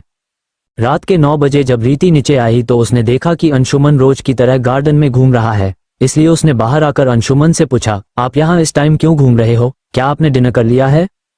उसके इस सवाल पर अंशुमन, जो अभी किसी से फोन पर बात कर रहा था, उसने तुरंत कॉल कट कर दिया और रीति के पास आकर बोला, हाँ मुझे बहुत तेज भूख लग गई थी, इसलिए मैंने तुम लोगों के बिना ही खाना खा लिया, मुझे माफ कर दो। ये बोलकर अंशुमन ने अपने दोनों कान पकड़ लिए। उसे इस तरह करते देख रीति को लगा शायद वह उस पर बेवजह शक कर रही है, लेकिन फिर उसे अनुष्का का डरा हुआ चेहरा याद आ गया। उसने तुरंत ही अपने ख्यालों से बाहर आते हुए कहा, अरे आपको इसमें सॉरी बोलने की कोई जरूरत नहीं है, हम दोनों ही कॉलेज से आकर सो गए थे जिस वजह से हमारी नींद अभी ही खुली है, इसलिए हमें डिनर के लिए देरी हो गई। कुछ देर रुककर रीति ने कहा, आप अपना घूमना जारी रखो, हम अनुष्का और अपना खाना रूम में ले जाते हैं। ये बोलकर रीति मुस्कुराते हुए वहां से चली गई और अंशुमन ने फिर से अपना मोबाइल निकालकर एक नंबर डायल कर दिया। इस एपिसोड को समझने के लिए पीछे का एपिसोड जरूर सुनने और इसी तरह की और भी रोमांचक स्टोरी को सुनने के लिए हमारे चैनल एसएस एक्सप्लेनर को लाइक और सब्सक्राइब कर लें। अब एपिसोड में आगे।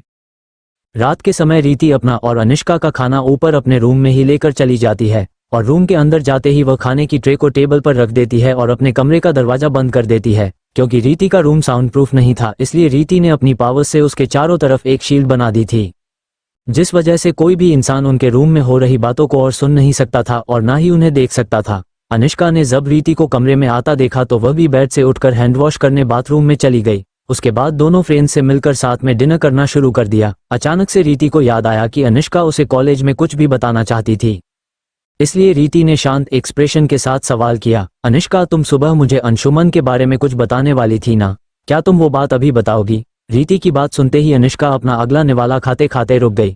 फिर अगले ही पल उसने वह निवाला खाते हुए कहा, पहले तुम खाना खा लो फिर हम अच्छे से बात कर लेंगे। उसकी बात सुनकर रीति ने भी अपना सिर हाँ में हिला दिया और अपना ध्यान डिनर करने में लगा दिया। लगभग आधे घंटे बाद दोनों रीति के बेड पर बैठी हुई थी जब अनुष्का ने रीति को बताते हुए कहा, जब मुझे तुम्हारी सच्चाई पता चली तो मैं तुम्हारे और अंशुमन पर पिछले दिनों से बहुत ध्यान दे रही थी। मुझे तुम्हें जानने के बाद ये समझ आ गया था कि तुम्हारा मतलब ओजस्विनी का कोई भी गलत मकसद नहीं है और अंशुमन को अभी तक जानकर भी मेरे विचार अच्छे ही थे, लेकिन कल रात। ये बोलकर अनुष्का चुप हो गई। फिर उसने आगे कहा, कल रात डिनर टेबल पर जब बुआ जी ने उनके दिल्ली जाने की बात बताई तो मैंने देखा कि अंशुमन के चेहरे पर एक अजीब तरह की मुस्कान आ गई थी और उसकी आंखें एक सेकंड के लिए पूरी तरह से ब्लैक हो गई थी। रीति मुझे लगता है ये तेरा पहले वाला अंशुमन नहीं है, ये कोई और ही है। उसकी इस बात पर रीति ने उसके कंधे पर हाथ रखते हुए कहा, ऐसा भी तो हो सकता है कि शायद तू इस बारे में बहुत ज्यादा सोच रही थी इसलिए तुझे भ्रम हुआ हो। अनुष्का ने उसे दोबारा से समझाते हुए कहा, रीति ऐसी बात नहीं है, मैं सच बोल रही हूँ, यह मेरी कोई गलतफहमी नहीं है। उसकी इस बात के बारे में जब रीति ने थोड़ा सोचा तो उसे भी लगा कि कल रात से अंशुमन थोड़ा तो बदल गया है, क्योंकि कल जब वो उसके करीब आया था तो रीति को उससे नेगेटिव वाइब्स आ रही थी और आज उसने रीति से लाइब्रेरी वाला झूठ भी कहा था। रीति जब ये सब सोच रही थी तभी उसके कानों में अनुष्का की आवाज पड़ी, रीति मैं तुझे एक बात तो बताना भूल ही गई, उस दिन तुझे जब हॉस्पिटल में एडमिट किया गया था तो तेरी हालत बहुत खराब थी, इसलिए बड़ी माँ ने तुझे एक लॉकेट पहनाया था और उसी के बाद से तेरी रिकवरी फास्ट हो गई थी। तुम्हारा मतलब ओजस्विनी का रीति के शरीर में आने से उस लॉकेट का कोई कनेक्शन तो जरूर है। उसकी बात पर हैरान होते हुए रीति ने सवाल किया, तुम्हें यह बात किसने बताई थी और वह लॉकेट इस वक्त कहाँ है? क्या इस बारे में भी तुम्हें कुछ पता है? अनुष्का ने उसे पूरी बात बताते हुए कहा, देहरादून आने से एक रात पहले बड़ी माँ ने मुझे इस बारे में बताया था और उन्होंने ये भी बताया था कि तुम्हारे होश में आने के बाद से वह लॉकेट उन्हें तुम्हारे गले में कहीं नहीं दिखा। कुछ देर रुककर उसने आगे कहा, हाँ एक बात और थी कि तुम्हारे गले से वह लॉकेट बस गायब हुआ है, उसकी चैन अभी भी तुमने पहनी ही हुई है। अनुष्का की बात सुनकर रीति के हाथ अपने आप ही उस चैन पर चले गए। फिर उसने कुछ सोचते हुए अनुष्का से सवाल किया, तो क्या हमें माँ से इस बारे में बात करना चाहिए, शायद उन्हें इस बारे में कुछ पता हो। ये बोलकर रीति तुरंत अपना मोबाइल उठाने लगी तो अनुष्का ने उसके हाथ से मोबाइल लेते हुए कहा, तुम्हें बड़ी माँ को परेशान करने की कोई जरूरत नहीं है। अनुष्का की यह बात सुनकर रीति उसे असमंजस की भावों से देखने लगी। खुद को इस तरह घूरता देख अनुष्का ने उसे समझाया, मैंने पहले ही उनसे इस बारे में पूछ लिया था तो उन्होंने मुझे बताया कि उनके डैडी मतलब तुम्हारे नानू ने उन्हें वो लॉकेट और चैन दी थी और यह कहा था कि भविष्य में जब कभी रीति जिंदगी और मौत की लड़ाई लड़ रही हो तो उसे ये लॉकेट पहना देना। उन्होंने बड़ी माँ को और कुछ नहीं बताया था। हाँ, बड़ी माँ के पास नानू की एक बहुत पुरानी बुक जरूर पड़ी थी। मुझे लगा शायद वो बुक तुम्हारे किसी काम आए, इसलिए मैंने उस बुक को पहले ही पार्सल से बुलवा लिया था। ये बोलते हुए अनुष्का बेड से उठकर सीधे स्टडी टेबल की तरफ बढ़ गई और उसने अपने बैग में से एक पैकेट निकालकर रीति के पास आते हुए कहा, मुझे अंशुमन पर उस समय भी शक था, इसलिए मैंने ये पार्सल कॉलेज के एड्रेस पर बुला लिया था और कल जब मैं तुमसे मिलने आई तो मुझे ये पार्सल मिल चुका था। ये बोलते हुए अनुष्का ने रीति को वह पार्सल दे दिया। रीति ने जैसे ही उस पैकेट को खोला तो उसमें से बहुत पुरानी सी दिखने वाली एक किताब निकली जिसके लगभग सभी पन्ने फट चुके थे और पिले पड़ गए थे। रीति ने उस किताब का टाइटल देखा तो उस पर लिखा था जीवन मृत्यु का रहस्य। टाइटल पढ़कर तो अनुष्का के मन में भी बुक को पढ़ने की क्यूरियोसिटी बढ़ने लगी। लेकिन जैसे ही रीति ने उस बुक को खोला अनुष्का के चेहरे का रंग उतर गया और उसने उदास आवाज में रीति से कहा, अरे यार रीति, मेरी ये किताब बुलाने की पूरी मेहनत तो बर्बाद हो गई, क्योंकि इसमें जो कुछ भी लिखा है वह तो किसी अलग ही भाषा में लिखा है जिसके बारे में तो हमने कभी सुना ही नहीं है, देखना तो दूर की बात है। लेकिन अनुष्का ने जब रीति के चेहरे को देखा तो वह हैरान रह गई, क्योंकि रीति ने तो पहले ही इस किताब को पढ़ना शुरू कर दिया था। इसलिए अनुष्का ने उससे कुछ भी नहीं कहा जिससे उसे किसी भी प्रकार का डिस्टर्बेंस ना हो, क्योंकि वो अच्छी तरह से जानती थी रीति अब वह पहले वाली आम सी लड़की नहीं थी, अब वो ओजस्विनी थी जिसके लिए तो शायद किसी भी भाषा को जानना आम सी बात होगी। वैसे भी अनुष्का ने देखा था कि किस तरह से रीति ने 7 दिनों में अपनी लगभग सारी पढ़ाई की थी। पहले तो अनुष्का रीति को देखती रही कि किस तरह से रीति कुछ ही मिनट में कई पेजेस पढ़ ले रही थी, लेकिन जब उसने देखा कि शायद रीति को उस किताब को पढ़ने में बहुत समय लगने वाला है तो वह अपना मोबाइल लेकर राहत से बात करने बालकनी में चली गई। हालांकि उसने अभी तक इस बारे में राहत को नहीं बताया था, क्योंकि वह नहीं चाहती थी कि राहत किसी भी वजह से परेशान हो, इसलिए वह आज भी राहत से रोज की तरह मुस्कुराते हुए ही बात कर रही थी। लगभग 1 घंटे बाद रीति रूम में वापस आई तो उसने देखा कि रीति उस बुक का लास्ट पेज ही पढ़ रही थी। अनुष्का तुरंत ही रीति के पास जाकर बैठ गई, क्योंकि वह जानना चाहती थी कि उस किताब में क्या लिखा हुआ था। रीति ने जैसे ही वह बुक बंद की तो उसने अपनी शक्तियों से उस बुक को तुरंत ही राख में बदल दिया। उसकी इस हरकत से हैरान होकर अनुष्का ने सवाल किया, ये क्या किया तूने?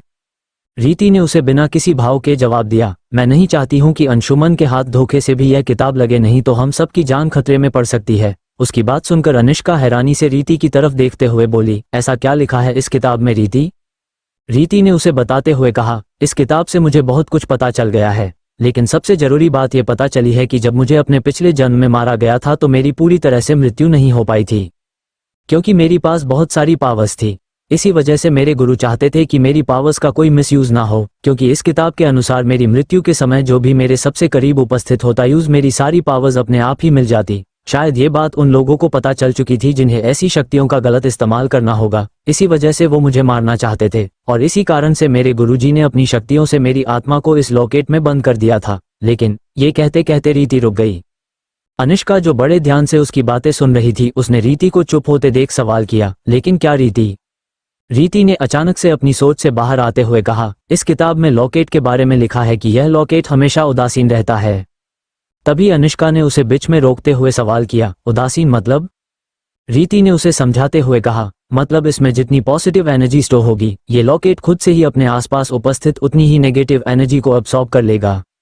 रीति की बात सुनते ही अनुष्का उसकी बात का मतलब समझते हुए बोली, क्या तू ये तो नहीं बोलना चाहती है कि इस लॉकेट में तेरे साथ तेरे उस दुश्मन की आत्मा भी अपने आप आ गई थी? अगर ऐसा है तो वह है कहाँ?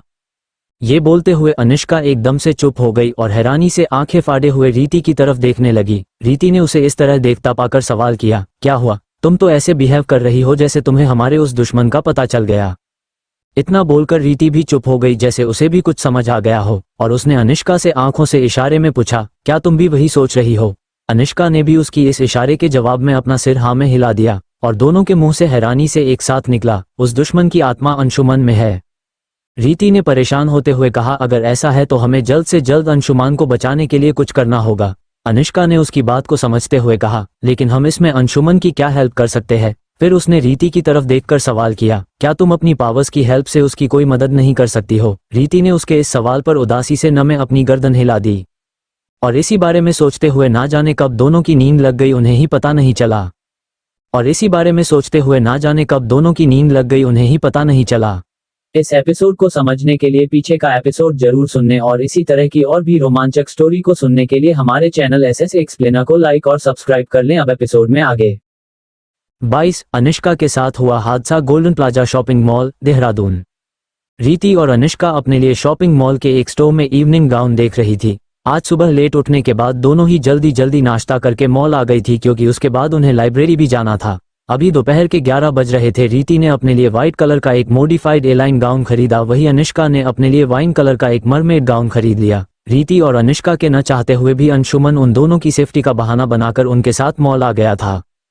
कहीं न कहीं उसे शक हो गया था कि अनुष्का को उसके बारे में जरूर कुछ तो पता चल चुका था, इसलिए वह एक बार अपने शक को कंफर्म करना चाहता था। लेकिन वह जब भी अनुष्का के सामने आता उसे अनुष्का की आंखों में अपने लिए किसी भी तरह का डर नहीं दिखाई दे रहा था, इसलिए उसे लगने लगा कि वह अनुष्का पर बेवजह ही शक कर रहा है। लेकिन वह नहीं चाहता था जब उसके असली रूप का ओजस्विनी से सामना हो तो कोई भी ओजस्विनी की किसी तरह से मदद करने के लिए उसके साथ हो, इसलिए वह अनुष्का को अपने रिश्ते से हटाने की प्लानिंग बना रहा था। क्लोज www.google उसने पहले ही विशाखा बुआ को यहाँ से भेज दिया था और उसने इस बात की भी पूरी तैयारी कर ली थी कि विशाखा बुआ लगभग एक हफ्ते तक तो वापस देहरादून ना आ पाए, तब तक तो वह अपना काम भी पूरा कर ही चुका होगा। ये सोचते हुए अंशुमन मॉल के एक कैफे में बैठे मुस्कुरा रहा था। तभी उसके मोबाइल पर एक कॉल आया। जब उसने कॉलर आईडी देखी तो उस पर प्रिया नाम शो हो रहा था, जिसे देखकर अंशुमन के चेहरे पर हल्की सी मुस्कान आ गई और वह धीमी आवाज में बोला, मुझे तो ये लड़की दुनिया की सबसे बड़ी बेवकूफ लगती है। हालांकि जब तक मुझे इसकी जरूरत है तब तक तो इस बेवकूफ को मुझे झेलना ही होगा, फिर मैं इसका भी काम तमाम कर दूंगा। ये बोलते हुए उसने कॉल कट कर दिया और एक मैसेज टाइप करके प्रिया के नंबर पर सेंड कर दिया। उस मैसेज में लिखा हुआ था, मैं अभी रीति के साथ हूँ। इसके बाद उसने अपना मोबाइल पॉकेट में रखा और मॉल के 3rd फ्लोर की तरफ बढ़ गया, जहां पर रीति और अनुष्का अपने लिए मेकअप का सामान और एक्सेसरीज देख रही थी। जब वो ऊपर आया तो रीति और अनुष्का की नजर उस पर नहीं पड़ी, इसलिए वे दोनों मजे से अपनी शॉपिंग में लगी हुई थी। तभी अचानक से अनुष्का को किसी का कॉल आया। जब उसने देखा कि उसे राहत ने कॉल किया है तो वह रीति से अभी आने के लिए बोलकर उस शॉप से बाहर आकर एक रेलिंग से टिक कर खड़ी हो गई और राहत के कॉल को पिक करके उससे बात करने लगी। उसी समय अंशुमन का ध्यान अनुष्का पर चला गया। उसने सोचा इस लड़की को रीति से दूर करने का इतना अच्छा मौका उसे शायद ही फिर कभी मिल पाएगा, इसने उसने अभी ही अपनी योजना पर काम करने का सोचा। ये सोचते हुए उसके चेहरे पर एक डेविलियस स्माइल आ गई और उसने अपने हाथ को हल्का सा ऊपर किया, जिससे उसके हथेली पर काले रंग की धुंध आ गई, जिसे उसने अनुष्का की तरफ उछाल दिया और उसके ऐसा करते ही अनुष्का को जैसे किसी का हल्का सा धक्का लगा और उसका पैर स्लिप होने से वह रेलिंग पर अपना बैलेंस नहीं बना पाई, जिस वजह से वह सीधे मॉल के 3rd फ्लोर से नीचे गिर गई। लेकिन अचानक से वह जमीन से 4 इंच ऊपर ही हवा में रुक गई। उसे इस तरह से देखकर मॉल के ग्राउंड फ्लोर पर बहुत से लोगों की भीड़ इकट्ठी हो गई और हैरानी के कारण सभी का मुंह खुला का खुला रह गया, क्योंकि किसी ने भी आज से पहले कभी भी ऐसा नजारा नहीं देखा था। हालांकि अगले ही सेकंड अनुष्का जमीन पर आ गई। हालांकि अनुष्का को अपनी बॉडी पर जरा भी दर्द का एहसास नहीं हुआ। वैसे तो गिरते समय ही डर के कारण उसने अपनी आंखें बंद कर ली थी, लेकिन जब वह गिरने के बाद भी जमीन से नहीं टकराई तो उसने हैरानी की वजह से अपनी आंखें खोल ली। वो समझ चुकी थी कि यह सब रीति ने ही किया है, लेकिन अब वो इस बात को ज्यादा नहीं बढ़ने देना चाहती थी, इसलिए अनुष्का तुरंत ही जमीन से उठकर जल्दबाजी में कार की तरफ बढ़ गई। उसे देखकर रीति भी जल्द ही शॉपिंग मॉल से निकलकर बाहर आ गई। कार में बैठते ही रीति ने अनुष्का से कार ड्राइविंग करने के लिए कहा, जबकि वह अपना मोबाइल निकालकर किसी को कॉल करने लगी। कॉल पिक होते ही उसने कहा, हेलो आर्यन, मुझे तुम्हारी मदद चाहिए है। क्या तुम बिना सवाल किए पहले डायमंड प्लाजा मॉल के सारे सीसीटीवी फुटेज हैक करके उसमें से अभी अभी हुए इंसिडेंट की सारी वीडियो डिलीट कर सकते हो? आर्यन भी रीति की आवाज में घबराहट को समझ गया था, इसलिए उसने रीति को जवाब दिया, ठीक है, मैं अभी करता हूँ। ये बोलकर उसने तुरंत कॉल कट कर दिया और टेबल से अपना लैपटॉप उठाकर उसने बेड पर बैठते हुए उस पर काम करना शुरू कर दिया। लगभग 5 मिनट बाद उसने लैपटॉप को बंद कर दिया और मोबाइल उठाकर रीति को कॉल लगा दिया। रीति ने जैसे ही कॉल पिक किया उसके कानों में आर्यन की आवाज पड़ी, रीति तुम्हारा काम हो गया है। रीति ने उसे जवाब देते हुए कहा, थैंक्स आर्यन, मैं घर पहुंचकर तुम्हें सब कुछ बताती हूँ। आर्यन ने सिर्फ इतना ही कहा, मम। वह जैसे ही कॉल कट करने वाला था, रीति ने उसे बीच में ही रोकते हुए कहा, सुनो आर्यन, तुम अभी कुछ समय अंशुमन से कॉल पर बात मत करना, मैं कॉलेज आकर तुम्हें सब कुछ बताती हूँ। आर्यन उसकी यह बात सुनकर हैरान तो था, लेकिन इस समय उसने कोई भी सवाल नहीं किया और ठीक है, बस इतना ही कहा और कॉल कट कर दिया। दूसरी तरफ कार में बैठे हुए रीति और अनुष्का दोनों ये सोचकर परेशान थे कि अचानक ये सब कैसे हो गया। अनुष्का ने ड्राइव करते हुए रीति से सवाल किया, तुम्हें कैसे पता चला कि मैं वहां से गिर रही हूँ, क्योंकि तुम तो उस वक्त शॉप के अंदर थी? रीति ने सामने देखते हुए ही जवाब दिया, जैसे ही तुम शॉप से बाहर निकली उसके कुछ सेकंड बाद ही अचानक से हमें अपने आसपास किसी नेगेटिव एनर्जी के होने का एहसास हुआ। हम तुम्हारे पास इस बारे में बताने आ ही रहे थे कि हमने तुम्हारे आसपास काली अदृश्य धुंध देखी, लेकिन हम कुछ कर पाते इससे पहले ही तुम वहां से गिर गई और बस हमारे पास तुम्हें बचाने के लिए अपनी पावर यूज करने के अलावा कोई ऑप्शन नहीं बचा था। इतना बोलकर रीति कुछ सोचने लगी, तभी अनुष्का ने अगला सवाल किया, लेकिन मुझे तो अपने आसपास कुछ भी नहीं दिखाई दिया। रीति ने समझाया कि इन सभी एनर्जी को हर कोई नहीं देख पाता है, सिर्फ जिनके पास कुछ पावर्स हो वो ही इन्हें देख पाते हैं। उसकी बात पर अनुष्का ने हाँ में अपना सिर हिला दिया। वो बात करते हुए दोनों लाइब्रेरी पहुंच गई। वो दोनों कार से उतर पाती उससे पहले अनुष्का के पास विशाखा बुआ का कॉल आ गया। कुछ देर कॉल पर बात करने के बाद अनुष्का कॉल कट करके कार से बाहर आ गई। अनुष्का के उतरे हुए चेहरे को देखकर रीति ने उससे सवाल किया, अनुष्का अब कौन सी खराब न्यूज़ तुझे मिली है जो तुम्हारे चेहरे पर 12 बज रहे हैं? अनुष्का ने रीति की बात सुनकर थोड़ी टेंशन लेते हुए कहा, विशाखा बुआ का कॉल आया था, अभी उन्होंने कहा है कि उन्हें बिजनेस के किसी काम की वजह से कुछ दिन और दिल्ली में रुकना होगा। रीति ने अनुष्का के चेहरे और आए भावों को देखते हुए उससे कहा, अनुष्का हम चाहते हैं कि तुम कुछ दिनों के लिए राहत भाई को यहाँ बुला लो, क्योंकि आज जो कुछ भी उसके बाद हम तुम्हें अकेला नहीं छोड़ सकते हैं। और तुम भाई सा से ये जरूर बोल देना कि वो घर में ये बात किसी को ना बताए कि वो तुमसे मिलने आ रहे हैं, कोई बहाना करके आ जाए। अनुष्का से रीति के भावों को ना समझते हुए कहा, लेकिन तुम राहत को बिना किसी को बताए यहाँ आने के लिए क्यों बोल रही हो? रीति ने यूज कहा, क्योंकि मुझे लग रहा है अंशुमन सिर्फ देहरादून में ही नहीं बल्कि दिल्ली में भी अपनी कोई चल रहा है, तभी तो अंशुमन के अंदर उस नेगेटिव एनर्जी वाली आत्मा के आते ही विशाखा बुआ भी यहाँ से चली गई। ये सब बस इत्तेफाक तो बिल्कुल नहीं हो सकता है। अनुष्का ने भी उसकी बात से सहमत होते हुए हाँ में अपना सिर हिलाकर कहा, ठीक है, मैं आज शाम को ही राहत से बात करती हूँ। चलो हम पहले लाइब्रेरी जाकर तुम्हारे काम आने लायक कोई बुक ढूंढ लेते हैं। ये बोलते हुए दोनों लाइब्रेरी की तरफ बढ़ गई। लाइब्रेरी जाकर दोनों दोस्त अलग अलग तरफ जाकर पुरानी बुक्स ढूंढने लगी। लगभग 2 घंटे हो गए थे। जब दोनों को ऐसी कोई बुक नहीं मिली तो दोनों एक दूसरे की तरफ निराशा से बढ़ गई। रीति ने अनुष्का से कहा, हमें तो नहीं लगता कि यहाँ ऐसी कोई बुक होंगी जो हमारे किसी काम की हो। उसके ऐसा बोलते ही अनुष्का ने भी अपने चेहरे और हाथों को रुमाल से साफ करते हुए कहा, मुझे भी ऐसा हो लगता है। चलो हम दोनों बाहर जाकर पहले कुछ खा लेते हैं क्योंकि मुझे बहुत भूख लगी है। रीति ने भी अपने कंधे उचकाते हुए कहा, ठीक है।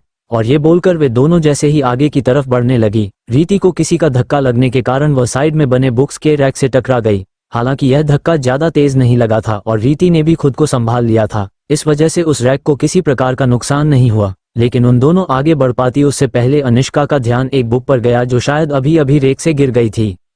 लेकिन बुक के नीचे गिरने की वजह से वह खुल गई थी और अनुष्का को उसमें कुछ ऐसा दिखाई दिया जिसे देखकर अनुष्का की आंखों में एक चमक आ गई। तभी उसके कानों में रीति की आवाज पड़ी जो अभी तक आगे बढ़ गई थी, अनुष्का तुम कहाँ रुक गई, जल्दी आओ अब। लेकिन अनुष्का पर तो उसकी किसी बातों का असर ही नहीं पड़ रहा था। जब रीति ने देखा कि अनुष्का जमीन पर पड़ी हुई एक बुक को उठाकर बड़े ध्यान से देख रही है तो वह भी वापस अनुष्का की तरफ बढ़ गई और बुक के पेज पर बने एक फोटो को देखकर उसकी आंखें भी खुली की खुली रह गई।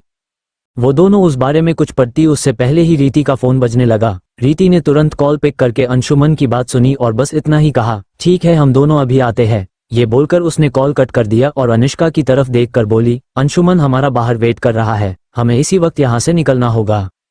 अनुष्का से नाराजगीते हुए उससे सवाल किया, लेकिन हम इस बुक का क्या करें? उसकी बात पर रीति ने अपने पर्स से एक कार्ड निकलते हुए कहा, मेरे पास लाइब्रेरियन का कार्ड है, तुम कुछ और बुक उठा लो जिससे अंशुमन को हम पर शक ना हो। हम उन बुक्स के साथ ये बुक भी इसे करवा लेंगे। उसकी बात को मानकर अनुष्का ने रेक में रखी 2 बुक्स और ले ली। कुछ ही समय बाद रीति और अनुष्का लाइब्रेरी के बाहर आ गई जहां उन्हें अंशुमन पहले से खड़ा दिखाई दे गया। अंशुमन ने उनके पास आते हुए कहा, तुम दोनों मॉल में मुझे अकेला छोड़कर क्यों आ गई थी? वो तो अच्छा है कि मुझे पता था कि तुम दोनों यहाँ आने वाली थी, इसलिए मैं मॉल से आकर अपना एक काम खत्म करने चला गया था और अब फ्री हुआ तो मैंने सोचा तुम दोनों को साथ लेकर ही घर जाओ। उसकी बात पर रीति और अनुष्का ने कुछ कहा तो नहीं, बस एक मुस्कान देकर सीधे कार में बैठ गई। अंशुमन भी उनकी कार में जाकर बैठ गया और वे सभी पहले किसी रेस्टोरेंट में लंच करने चले गए और वहां से वापस घर आ गए। 23 रीति की चैन की सच्चाई। रीति और अनुष्का जैसे ही अपने घर वापस आए, कार से उतरते ही दोनों ने एक साथ अंशुमन से कहा, तुम अभी कहीं बिजी हो क्या? उसके इस सवाल पर अंशुमन हैरानी से दोनों को देखने लगा। वही रीति और अनुष्का भी एक दूसरे को देखकर अपनी भौहें सिकोड़ने लगी। फिर अनुष्का ने रीति को चुप रहने का इशारा किया और खुद अंशुमन की तरफ देखकर बोली, नहीं दरअसल बात यह है कि बुआ जी का कॉल आया था और उन्होंने कहा है कि उन्हें कुछ दिन और दिल्ली में ही रुकना होगा। अनुष्का की इस बात पर अंशुमन ने उससे सवाल किया, तो इसमें परेशानी की क्या बात है और मेरा बिजी होने या न होने से इस बात का क्या लेना देना है? अनुष्का ने थोड़ा परेशान होते हुए कहा, वो क्या है ना, हम दोनों को फ्रेशर पार्टी में जाने के पहले कल पार्लर जाना है और वहाँ हमें शायद ज़्यादा समय लग सकता है, तो क्या तुम उस समय घर पर ही रह सकते हो अगर तुम्हें कोई काम ना हो तो? बस इसलिए ही पूछ रहे थे हम दोनों। अनुष्का के बोलते ही रीति ने भी उसका साथ देते हुए कहा, हाँ मैं भी यही बोलने वाली थी। अंशुमन ने उन दोनों की तरफ देखकर मुस्कुराते हुए कहा, तुम दोनों आराम से कल पार्लर चली जाना, वैसे भी मुझे पढ़ाई ही करनी है तो मैं कल घर पर ही रुका हूँ, इसलिए तुम दोनों को फिक्र करने की जरूरत नहीं है। अंशुमन की बात सुनकर दोनों ने कहा, थैंक्स अंशुमन। और फिर रीति ने आगे कहा, चलो अब हम दोनों रूम में जा रहे हैं, थोड़ा आराम कर ले, आज दिन भर बहुत ज्यादा घूम लिए हैं इसलिए बहुत थकान सी लग रही है, तो थोड़ा आराम कर लेते हैं। उनकी बात के जवाब में अंशुमन ने सिर्फ इतना ही कहा, हम, और वे सभी घर के अंदर आ गए। अंशुमन सीधे अपने रूम की तरफ बढ़ गया जबकि रीति और अनुष्का साथ में सीढ़ियों से होते हुए रीति के कमरे की तरफ बढ़ गई। रीति ने कमरे में आकर पहले तो दरवाजा बंद किया और फिर अनुष्का से बोली, अनुष्का जो तुमने बाहर अंशुमन से बातें की वो सब क्या था, और ये पार्लर क्यों जाना है हमें? ये बोलते हुए रीति ने अपनी भौहें उठाकर अनुष्का की तरफ देखा तो अनुष्का ने मासूम सा चेहरा बनाते हुए कहा, तुमने मुझसे कहा था ना कि मैं राहत को यहाँ पर बुलाऊं, वो भी घर में किसी को पता चले बिना। रीति ने उसकी बात को ना समझते हुए सवाल किया, तो इसका मेरे सवाल से क्या लेना देना है? अनुष्का रीति के पास आते हुए बोली, अरे यार राहत जब मुझसे मिलेगा तो मैं उसे पहली की तरह ही खूबसूरत दिखनी चाहिए ना, इसलिए कल हमें पार्लर जाना जरूरी है। उसकी बात सुनकर तो रीति ने अपना माथा पीट लिया। रीति के ऐसे एक्सप्रेशन देखकर अनुष्का ने उसकी बाह को अपने दोनों हाथों से पकड़कर बच्चों जैसी आवाज में बोली, प्लीज रीति इसके लिए मना मत करना ना। रीति ने अनुष्का की इन चिकनी चुपड़ी बातों को सुनकर हल्का सा मुस्कुराते हुए कहा, ओके ठीक है अनुष्का, हम दोनों कल पार्लर जा रहे हैं। रीति को सहमत होते देख अनुष्का ने उसे कसकर अपने गले से लगा लिया और बोली, thank you so much bestie. रीति ने अनुष्का को खुद से दूर करते हुए कहा, चलो अब ज्यादा चिपका चिपकी मत करो और सीधे बैठ जाओ। फिर रीति अपने बैग में से लाइब्रेरी से लाई हुई वह पुरानी दिखने वाली बुक निकालकर बोली, फिलहाल तो पहले इस बुक को पढ़ना हमारे लिए ज्यादा जरूरी है। जैसे ही अनुष्का ने रीति के हाथों में वह बुक देखी उसके हाव भाव बिल्कुल बदल गए और वह सीरियस होते हुए बोली, अच्छा हुआ तूने इसे निकाल लिया, वरना मैं तो इस बुक के बारे में भूल ही गई थी। रीति ने तुरंत ही उस किताब को साफ किया जिस पर लिखा हुआ था, रहस्यमयी खजाने। बुक का नाम पढ़ते ही अनुष्का अपने मुंह पर हाथ रखते हुए बोली, रीति इसका मतलब तो ये हुआ कि तेरी यह चैन तो बहुत कीमती होगी, बिल्कुल किसी खजाने की तरह। लेकिन रीति ने उसकी इस बात को नजरअंदाज करते हुए उस पेज को खोला जिस पर उसकी चैन की इमेज बनी हुई थी। अनुष्का भी अब रीति के बगल में बैठकर गंभीरता से उस किताब को पढ़ने लगी। रीति ने देखा कि उस किताब में उसकी चैन के बारे में लिखा हुआ था कि यह एक अष्टधातु की चैन है जो कि पूरी तरह से बहुत पुरानी शुद्ध धातुओं से मिलकर बनी हुई है। इसी वजह से अन्य अष्टधातुओं की तुलना में इसका असर बहुत ज्यादा होता है। इस चैन में अष्टधातुएं सोना, गोल्ड, चांदी, सिल्वर, तांबा, कॉपर, सीसा, लेड, टिन, जस्ता, जिंक, लोहा, आयरन, पारा, एंटीमनी बराबर मात्रा में मिली हुई होती है। अष्टधातु एक तरीके से नवग्रहों को शांत करने के लिए भी यूज होती है। अष्टधातु पूरी तरह से शुद्ध एनर्जी से बनी होती है जिस वजह से इसमें पॉजिटिव एनर्जी ही होती है। अष्टधातु की बनी हुई चैन के द्वारा हम मन को और अपनी सारी पॉजिटिव एनर्जी को आसानी से एकाग्र कर पाते हैं। इस चैन की खासियत यह है कि इस चैन में बिल्कुल भी नेगेटिव एनर्जी नहीं है और इसका उपयोग मन को शांत करने के लिए भी किया जाता है। इस चैन के द्वारा हम अपनी सारी एनर्जी को एक ही पॉइंट पर भी ला सकते हैं जिसकी मदद से किसी भी नेगेटिव एनर्जी को पूरी तरह से नष्ट किया जा सकता है। उस किताब में चैन के बारे में पढ़ने के बाद जहां रीति के चेहरे पर एक मुस्कान आ गई, वही अनुष्का अभी भी कुछ न समझ पाने के कारण अपना सिर खुजाते हुए बोली, इसमें तो हमारे काम आने लायक कुछ भी नहीं मिला, ये किताब तो हमारे किसी काम की ही नहीं है। ये बोलकर अनुष्का ने गुस्से में उस बुक को बंद कर दिया और साइड टेबल पर रख दिया। तभी उसकी नजर सामने बैठकर मुस्कुरा रही रीति पर गई और उसने हैरान होते हुए रीति से पूछा, तू किस सोच में गुम है और तेरे चेहरे पर यह मुस्कान क्यों आई हुई है? रीति ने नॉर्मल होते हुए अनुष्का को जवाब दिया, कुछ नहीं बस ऐसे ही। चलो अब हम थोड़ा आराम कर लेते हैं क्योंकि आज दिन भर घूम घूम कर हम बहुत थक गए हैं, बाकी की बात हम दोनों कल कर लेंगे। अनुष्का ने भी फिर उससे कोई सवाल नहीं किया क्योंकि वह भी बहुत थक चुकी थी, इसलिए तुरंत ही बेड पर जाकर लेट गई। हालांकि अभी सिर्फ शाम के 7 ही बज रहे थे लेकिन थकान के कारण उन दोनों को जल्द ही नींद लग गई। अगली सुबह पिछली रात जल्दी सो जाने की वजह से सुबह के 5 बजे ही रीति की नींद खुल गई थी। क्योंकि अभी ज्यादा समय नहीं हुआ था इसलिए रीति मेडिटेशन करने बैठ गई। लगभग 1 घंटे बाद जब वह मेडिटेशन करके उठी तो उसने बाथरूम जाने से पहले अपना मोबाइल उठाकर आर्यन को एक लंबा चौड़ा मैसेज टाइप करके भेज दिया और फिर वो अलमारी से अपने कपड़े निकालकर बाथरूम में चली गई। जब रीति बाथरूम से बाहर आई तो उसने देखा कि ऑलरेडी 7:30 बज चुके और अनुष्का अभी भी सो रही है। उसे इस तरह सोता देख रीति ने न में अपना सर हिलाया और वह सीधे बेड के साइड टेबल के पास पहुंच गई। उसने वहां से पानी से भरा हुआ गिलास उठाया और अनुष्का के मुंह पर डालकर उससे दूर हो गई। उसके ऐसा करते ही अनुष्का एक झटके से रीति भाग यहाँ बाद आ गई है चिल्लाते हुए उठकर पलंग पर बैठ गई। जैसे ही उसने अपनी आंखें खोली तो उसे दीवार के किनारे पर रीति हाथ में गिलास लिए खड़ी दिखाई दी। जब अनुष्का ने अपने आसपास में देखा तो उसे समझ आ गया कि यह सब रीति का किया धारा है। उसने रीति को सबक सिखाने के लिए बगल में रखा एक पिल्लो उठाया और रीति की तरफ फेंक दिया, जिसे रीति ने बड़ी आसानी से पकड़ लिया। लगभग 15 मिनट तक दोनों की इसी तरह पिल्लो फाइट चलती रही। जब दोनों बहुत ज्यादा थक गई तो एक साथ आकर बेड पर बैठ गई और गहरी गहरी सांसें लेने लगी। रीति हाफते हुए अनुष्का की तरफ देखकर बोली, हमने बहुत समय के बाद इतनी ज्यादा मस्ती की है, इसलिए आज हम बहुत खुश है। रीति जहाँ ये सब बोल रही थी वही अनुष्का सिर्फ उसके चेहरे को देख रही थी, जिस कारण से उसकी आंखें नम हो गई और उसने रीति को गले से लगा लिया। रीति मतलब ओजस्विनी को भी समझ आ चुका था कि शायद अनुष्का को असली रीति की याद आ गई, इसलिए वह इमोशनल हो गई है। कुछ देर इसी तरह गले लगे रहने देने के बाद रीति ने उसे खुद से दूर किया और उसके चेहरे को अपने दोनों हाथों में लेकर बोली, चलो अब इतना सेटी होने की जरूरत नहीं है, हम हैं ना तुम्हारे साथ यहाँ। कुछ देर अनुष्का की हालात को देखने के बाद रीति ने खड़े होते हुए कहा, तुम जल्दी से फ्रेश होकर नीचे आ जाओ, आज हम अपने हाथ से तुम्हारे लिए तुम्हारे फेवरेट आलू के पराठे बना रहे हैं। उसकी बात सुनकर अनुष्का ने खुशी में बेड से कूदकर खड़े होते हुए कहा, सच में? ये बोलकर वो सीधे बाथरूम की तरफ भागते हुए बोली, तुम जल्दी बनाओ, हम बस 2 मिनट में नीचे आ रहे हैं। और यह बोलते ही वो बाथरूम में चली गई। रीति ने उसे इस तरह की हरकतें करते देख में अपना सिर हिलाते हुए कहा, इस लड़की का कुछ नहीं हो सकता। ये बोलते ही वह भी रूम से बाहर आकर किचन की तरफ बढ़ गई। जल्द ही अनुष्का और अंशुमन दोनों ही ब्रेकफास्ट करने डाइनिंग टेबल पर आ गए। रीति जो कि पहले से ही ब्रेकफास्ट रेडी कर चुकी थी, उसने जल्दी ही तीनों की प्लेट्स में गर्मा गर्म आलू के पराठे के साथ ठंडा ठंडा दही सर्व कर दिया और दोनों के साथ वह भी खाने बैठ गई। अनुष्का से तो प्लेट लगते ही रहा नहीं गया और उसने तुरंत खाना शुरू भी कर दिया। उसे इस तरह खाते देख अंशुमन और रीति जोर जोर से हंसने लगे, लेकिन अनुष्का का ध्यान तो अभी भी नाश्ते की प्लेट पर ही टिका हुआ था। अंशुमन को इस तरह हंसते देख रीति ने मन ही मन कहा, अंशुमन की हंसी में कितनी सच्चाई है, शायद मुझे एक बार चेक कर लेना चाहिए कि मैं बेवजह उस पर शक तो नहीं कर रही। कुछ सोचते हुए रीति ने जल्द से अपना नाश्ता खत्म किया और किसी को पता चले बिना अपनी चैन गले से निकालकर हाथों में रख ली। वह धीरे से अनुष्का और अंशुमन की प्लेट वॉश बेसिन में रखने जाने के लिए उठाने लगी कि तभी उसकी चैन अंशुमन के पैरों पर गिर गई, जिससे उसे हल्का सा झटका लगा और वह तुरंत चेयर से उठकर खड़ा हो गया। वह कुछ समझ पता उससे पहले ही रीति ने अपनी चैन उसके पैरों से हटाते हुए कहा, अरे अंशुमन, तुम्हें अचानक से क्या हुआ? ये तो सिर्फ हमारी एक चैन है जो धोखे से तुम्हारे पैर पर गिर गई थी, इसके लिए उन्हें माफ करना। रीति के ये बोलते ही अंशुमन ने फिर से नाटक करते हुए कहा, अरे रीति, इसमें सॉरी बोलने की कोई जरूरत नहीं है, वो तो मुझे लगा कि मेरे पैर पर से चूहा निकल गया, इसी वजह से मैं डर गया था।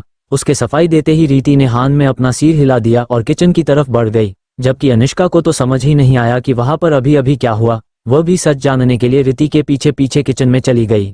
आगे स्टोरी और भी इंटरेस्टिंग है, लेकिन दोस्तों आगे बढ़ने से पहले चैनल को लाइक और सब्सक्राइब कर लो और 200 लाइक का टारगेट पूरा कर दो। और अगर स्टोरी आपको पसंद नहीं आ रही है तो हमें कमेंट करके जरूर बताइए, जिससे ये स्टोरी हम यहीं पर रोक दें और दूसरी नई स्टोरी आपके लिए लेकर आए। चलिए अब आगे स्टोरी में बढ़ते हैं। Story by SS explainer.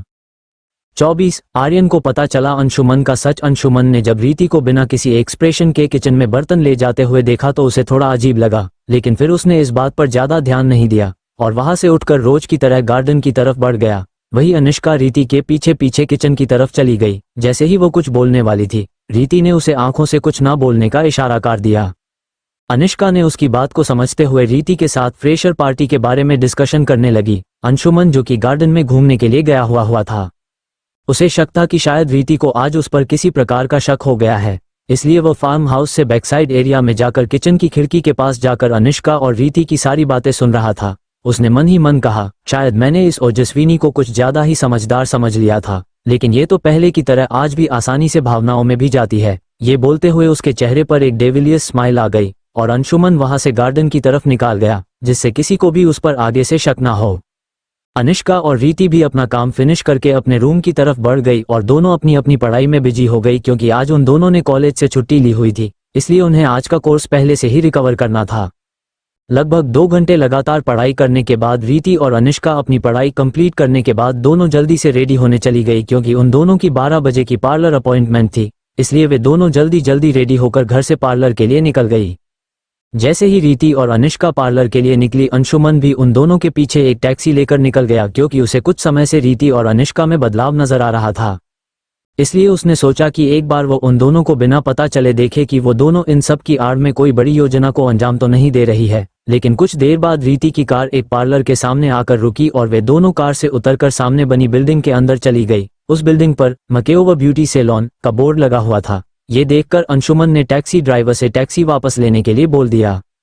घर पहुंचकर अंशुमन ने किसी को कॉल लगाया और कॉल रिसीव होते ही बोला, मुझे जल्द से जल्द इस नंबर की लाइव लोकेशन जानना है और उस मोबाइल की लोकेशन जैसे ही चेंज हो मुझे तुरंत इन्फॉर्म कर देना। ये बोलकर उसने कॉल कट कर दिया और तुरंत ही किसी को रीति का नंबर टेक्स्ट मैसेज में भेज दिया। Makeover beauty salon. रीति और अनिष्का जैसे ही सैलून के अंदर गई, अंदर का नज़ारा देखकर अनिष्का हैरान हो गई क्योंकि इस बारे में उसे कुछ भी नहीं पता था। सैलून के अंदर एक कमरे में आर्यन बैठा उन दोनों के आने का पहले से इंतजार कर रहा था। उसे देखकर अनिष्का ने रीति से सवाल किया, ये तो आर्यन है ना? तो फिर ये लड़कियों के सैलून में क्या कर रहा है? शायद यह अपनी गर्लफ्रेंड के साथ यहाँ आया होगा। तुझे क्या लगता है? इतना बोलकर अनिष्का जवाब के लिए रीति के चेहरे की तरफ देखने लगी तो रीति ने बिना किसी एक्सप्रेशन से उसे जवाब दिया, इसे मैंने ही यहाँ पर बुलाया है। ये सुनकर अनिष्का के चेहरे पर नासमझी के भाव आ गए। अनिष्का उससे आगे कुछ पूछ पाती उससे पहले ही रीति आर्यन की तरफ बढ़ गई और जाते हुए उसने अनिष्का से कहा, तुम अपना मेकओवर करवा लो, हमें आर्यन से कुछ जरूरी काम है। हम उससे कुछ बात करके फिर अपना क्लीन अप करवा लेंगे। अनिष्का ने भी उसकी बात में बस हाँ में अपना सिर हिला दिया क्योंकि वो अच्छी तरह से जानती थी कि उसके कुछ भी पूछने या बोलने का रीति पर कोई असर नहीं पड़ेगा। इसलिए वो रीति के जाते ही सैलून के स्टाफ की तरफ जाकर उनसे बात करने लगी। दूसरी तरफ रीति ने आर्यन के पास जाकर बैठते हुए उससे सवाल किया, क्या हमने तुमसे जो काम कहा था वो हो गया है? आर्यन ने थोड़ा हिचकिचाते हुए रीति से कहा, तुमने जिस काम के लिए मुझसे कहा था वह हो तो गया है, लेकिन वह व्यक्ति उसका 3 गुना चार्ज मांग रहा था और मैंने तुमसे बिना पूछे ही उसे हाँ कर दिया है और वह इस वक्त बगल वाले रूम में बैठा हुआ है। रीति ने हल्का सा मुस्कुराते हुए कहा, तुमने जो कुछ भी किया वह ठीक है, और इस सैलून का क्या? आर्यन ने तुरंत ही रीति को बताया कि उसने इस सैलून को 3 घंटे के लिए पूरी तरह से बुक कर लिया है, इसलिए अभी 3 घंटे तक यहाँ पर कोई और कस्टमर नहीं आ सकता है। रीति ने उसकी बात पर हाँ में अपना सिर हिला दिया और अपने पर्स से एक प्लेटिनम कार्ड निकालकर आर्यन को देकर उसका पासवर्ड बताते हुए बोली, तुम इस कार्ड से उन सभी को पे कर देना और इसे मुझे कल कॉलेज में वापस कर देना। आर्यन ने भी बिना कुछ कहे उस कार्ड को लेकर सहमति में हाँ में अपना सिर हिला दिया और फिर वो दोनों उठकर बगल वाले कमरे की तरफ बढ़ गए जहाँ एक 45 से 50 वर्ष की उम्र का आदमी चश्मा लगाए हुए बैठकर उनके आने का इंतजार कर रहा था। रीति और आर्यन आगे बढ़कर उस व्यक्ति के पास जाकर बैठ गए। उस व्यक्ति ने रीति की तरफ देखकर कहा, बताइए मैडम, आपको मुझसे क्या काम था? रीति ने अपने गले में से चैन निकालकर उसे देते हुए कहा, हमें इस चैन की अपने लिए 5 अंगूठी अभी बनवाना है। और इतना बोलकर रीति कुछ देर के लिए चुप हो गई, जैसे वह जानना चाहती हो कि यह काम अभी हो सकता है या नहीं। रीति को अपनी तरफ देखता पाकर उस व्यक्ति ने बिना किसी हाव भाव के कहा, ये काम तो मैं लगभग 2 घंटे में कर दूंगा, मुझे बस आपकी उंगलियों का साइज चाहिए है। उस व्यक्ति के इतना बोलते ही रीति ने तुरंत अपने दाहिने हाथ को उसके सामने बढ़ाते हुए कहा, आप अभी साइज ले लीजिए और अपना काम शुरू कर दीजिए। रीति के इतना बोलते ही उस व्यक्ति जो कि एक सुनार था उसने तुरंत रीति की अंगुलियों का माप ले लिया और उससे सवाल किया, मैडम क्या आपको कोई और काम भी करवाना है? रीति ने उस व्यक्ति की तरफ देखकर सीरियस होते हुए कहा, हमें कल तक इसी तरह की दिखने वाली एक अष्टधातु की चैन भी बनवानी है। रीति की इस बात पर उस व्यक्ति ने हैरानी से रीति की तरफ देखकर कहा, मैडम जितना मुझे पता है आपकी यह चैन भी तो अष्टधातु की ही है। अगर आपको ऐसी ही चैन चाहिए है तो आप इसे ही रख लीजिए और मैं आपको अष्टधातुओं की अंगूठियां अलग से बनाकर दे दूंगा। रीति जानती थी कि अगर उस व्यक्ति की जगह कोई और भी होता तो उसके मन में यही सवाल आता और उसे आर्यन के चेहरे को देखकर भी समझ आ चुका था कि उसके दिमाग में भी यही बात चल रही है। कुछ सोचते हुए रीति ने झूठ बोलना ही सही समझा और कहा, वो बात यह है कि यह चैन हमें हमारे किसी करीबी ने दिया था। यह उस इंसान की हमारे पास आखिरी निशानी है और मेरी एक बहुत अच्छी दोस्त को भी यह चैन बहुत पसंद है, इसलिए हम चाहते हैं कि आप इस चैन की हमारे लिए अंगूठियां बना दे जिससे मेरे पास उस इंसान की आखिरी निशानी बची रहे और आप इसी तरह की एक चैन बनाकर मुझे दे देंगे तो मैं अपनी उस दोस्त को गिफ्ट में दे सकती हूँ जिससे वह मुझसे नाराज भी नहीं होगी। ये बोलकर रीति ने एक गहरी सांस ली क्योंकि उसने बड़ी ही मुश्किल से यह झूठ कहा था। हालांकि आर्यन समझ चुका था कि रीति यह सब एक झूठी कहानी बता रही है जबकि ऐसा करने के पीछे उसकी कोई और वजह है, लेकिन उसने अभी कुछ भी बोलना सही नहीं समझा। दूसरी तरफ उस सुनार को रीति की बात पर भरोसा हो चुका था और वह रीति के इस तरह के स्वभाव को देखकर बहुत खुश था, इसलिए उसने जल्दी ही अपना काम शुरू कर दिया और रीति को यह भी बता दिया कि वह आज रात में बैठकर ऐसी ही दूसरी चैन तैयार कर देगा। रीति को भी उस व्यक्ति की यह बात सुनकर अच्छा लगा क्योंकि उसे जिस बात का डर सता रहा है अगर वैसा ही हुआ तो यह चैन और अंगूठियां उस कंडीशन में उसके लिए बहुत मददगार साबित होगी। वह ये सब सोच ही रही थी कि आर्यन ने उससे कहा, क्या हम दोनों चलकर कुछ बात कर सकते हैं? रीति अच्छी तरह से समझ रही थी कि आर्यन के मन में इस समय कितने सवाल उठ रहे होंगे, लेकिन वह ये जानकर काफी अच्छा भी महसूस कर रही थी कि आर्यन ने उससे बिना कोई सवाल किए उसके बस एक बार बोलने पर उसकी इतनी मदद कर दी थी। इसलिए वो अब उसके सारे सवालों का जवाब उसे अच्छी तरह से देना चाहती थी। रीति ने पहले ही इस बारे में सोच लिया था कि वह आर्यन को पूरा सच तो नहीं बताएगी लेकिन उसे कुछ झूठ भी नहीं बोलेगी। इसलिए रीति ने उसी कमरे का काना चुना जहां से वो इस सुनार पर भी नजर रख सके और आर्यन की तरफ देखकर बोली, चलो हमें वहां पर बैठकर अपनी बातें करनी चाहिए। ये बोलकर वह अपनी जगह से उठकर खड़ी हो गई। आर्यन ने भी हाँ में अपना सर हिलाकर रीति के पीछे पीछे चला गया। वहां पर बैठते हुए रीति ने आर्यन से कहा, आर्यन देखो, अब मैं तुम्हें जो कुछ भी बताने वाली हूँ उस पर शायद तुम यकीन न कर पाओ, लेकिन अभी के लिए तो यही सच है। ये बोलकर रीति आर्यन की आंखों में देखने लगी जहां पर उसे अपने लिए भरोसा दिख रहा था। रीति से हल्का सा मुस्कुराते हुए कहा, सच बताओ तो शायद इस समय अंशुमन की जान खतरे में है और हमें तो ये भी नहीं पता कि वह अभी किस हालत में है। आर्यन को उसकी इस मुस्कान में छिपा हुआ दर्द साफ दिखा रहा था, लेकिन फिर भी रीति की बात सुनकर आर्यन हैरानी से उसकी तरफ देखते हुए बोला, ये तुम क्या बोल रही हो? ऐसा कैसे हो सकता है? तुमने ही तो सुबह मुझे बताया था कि आर्यन को तुम्हारे घर पर है, फिर तुम अभी ऐसा कैसे बोल सकती हो? रीति आर्यन की इस बेचैनी को अच्छी तरह से समझ पा रही थी, इसलिए उसने आर्यन को समझाते हुए कहा, इस समय तुम्हें सिर्फ ये देखना चाहिए। इतना बोलकर रीति ने अपना मोबाइल निकालकर उसमें एक वीडियो ओपन कर दी और मोबाइल आर्यन की तरफ बढ़ा दिया। आर्यन ने उसका मोबाइल लेकर जैसे ही वो वीडियो देखना शुरू किया, उसके एक्सप्रेशन धीरे धीरे बदलने लगे। जब आर्यन ने वो वीडियो देखकर मोबाइल रीति की तरफ बढ़ाया तो उसके हाथ पैर पूरी तरह से कांपने लगे। उसने हकलाते हुए रीति से सवाल किया, ये सब क्या है रीति? और अंशुमन की ऐसी हालत कैसे और कब हुई? तुमने मुझे ये सब पहले क्यों नहीं बताया? रीति इस समय आर्यन के मन में उमड़ रही अंशुमन के लिए चिंता को समझ पा रही थी, इसलिए उसने आर्यन को समझाते हुए कहा, फिलहाल के लिए तो मैं तुम्हें बस ये बता सकती हूँ कि इस समय हम सभी एक बहुत बड़ी मुसीबत में है और यह सब मैं जो कुछ भी कर रही हूँ वो सभी के अच्छे के लिए ही कर रही हूँ। थोड़ा रुककर रीति ने आगे कहा, शायद अगले कुछ दिनों में ऐसा कुछ होने वाला जिसकी वजह से या तो मेरी जान जाएगी और अंशुमन हमेशा के लिए इतना ही खतरनाक बन जाएगा, या तो अंशुमन को मेरे हाथ मरना होगा, तभी उसके अंदर के इस शैतान का अंत होगा। रीति की यह बात सुनकर तो आर्यन उसे हैरानी से अपनी आंखें बड़ी करके रीति की तरफ देखने लगा। उसे समझ नहीं आ रहा था कि रीति इतनी खराब परिस्थिति में इतना शांत कैसे रह सकती है। कुछ देर सोचने के बाद आर्यन ने रीति से कहा, मैं इस बारे में तुमसे कल बात करता हूँ। रीति ने उसे बस हाँ में अपना सर हिलाकर ठीक है बोल दिया। अब दोनों ही उस रूम में साथ बैठे हुए अलग अलग ख्यालों में खोए हुए थे। इस एपिसोड को समझने के लिए पीछे का एपिसोड जरूर सुनने और इसी तरह की और भी रोमांचक स्टोरी को सुनने के लिए हमारे चैनल एसएस एक्सप्लेनर को लाइक और सब्सक्राइब कर लें। अब एपिसोड में आगे 25 राहत की देहरादून वापसी। मल्होत्रा फार्म हाउस में रीति और अनिष्का को गए हुए लगभग 2 घंटे गुजर गए थे। अंशुमन अब तक 4 बार उस अनजान शख्स को कॉल करके रीति की लोकेशन के बारे में पूछ चुका था, लेकिन उसे अभी भी लोकेशन सेम ही शो हो रही थी। अंशुमन को इस बात को सुनकर थोड़ा अजीब लगा कि आखिर इतनी देर तक वो दोनों वहां पर क्या कर रही है। ये ख्याल आते ही अंशुमन ने सोच लिया कि एक बार वो खुद उस सैलून में जाकर देख ले, इसलिए वह अपनी जगह से उठकर दरवाजे की तरफ बढ़ गया। लेकिन वह दरवाजा खोल पाता उससे पहली डोरबेल की आवाज उसके कानों में पड़ी। उसने सोचा शायद रीति और अनिष्का घर आ गई होंगी। ये सोचते ही उसकी आंखें पहले की तरह नॉर्मल हो गई, जो कुछ देर पहले गुस्से की वजह से आग की तरह दहक कर लाल हो गई थी। लेकिन जैसे ही अंशुमन ने दरवाजा खोला, सामने खड़े शख्स को देखकर वह हैरान रह गया। ये तो अच्छा था कि यहाँ आने से पहले प्रिया ने रीति के सारे फैमिली मेंबर की फोटो उसे दिखाकर उनके बारे में थोड़ी डिटेल दे दी थी। इसी वजह से वह सामने खड़े शख्स को देखकर पहचान गया था कि यह रीति का भाई राहत है, जो कि अनिष्का का बॉयफ्रेंड भी है। इसलिए अंशुमन ने अपने चेहरे पर मुस्कान लाते हुए कहा, अरे राहत, तुम यहाँ कैसे? मेरा मतलब है मुझे तो तुम्हारे आने के बारे में किसी ने भी कुछ नहीं बताया था।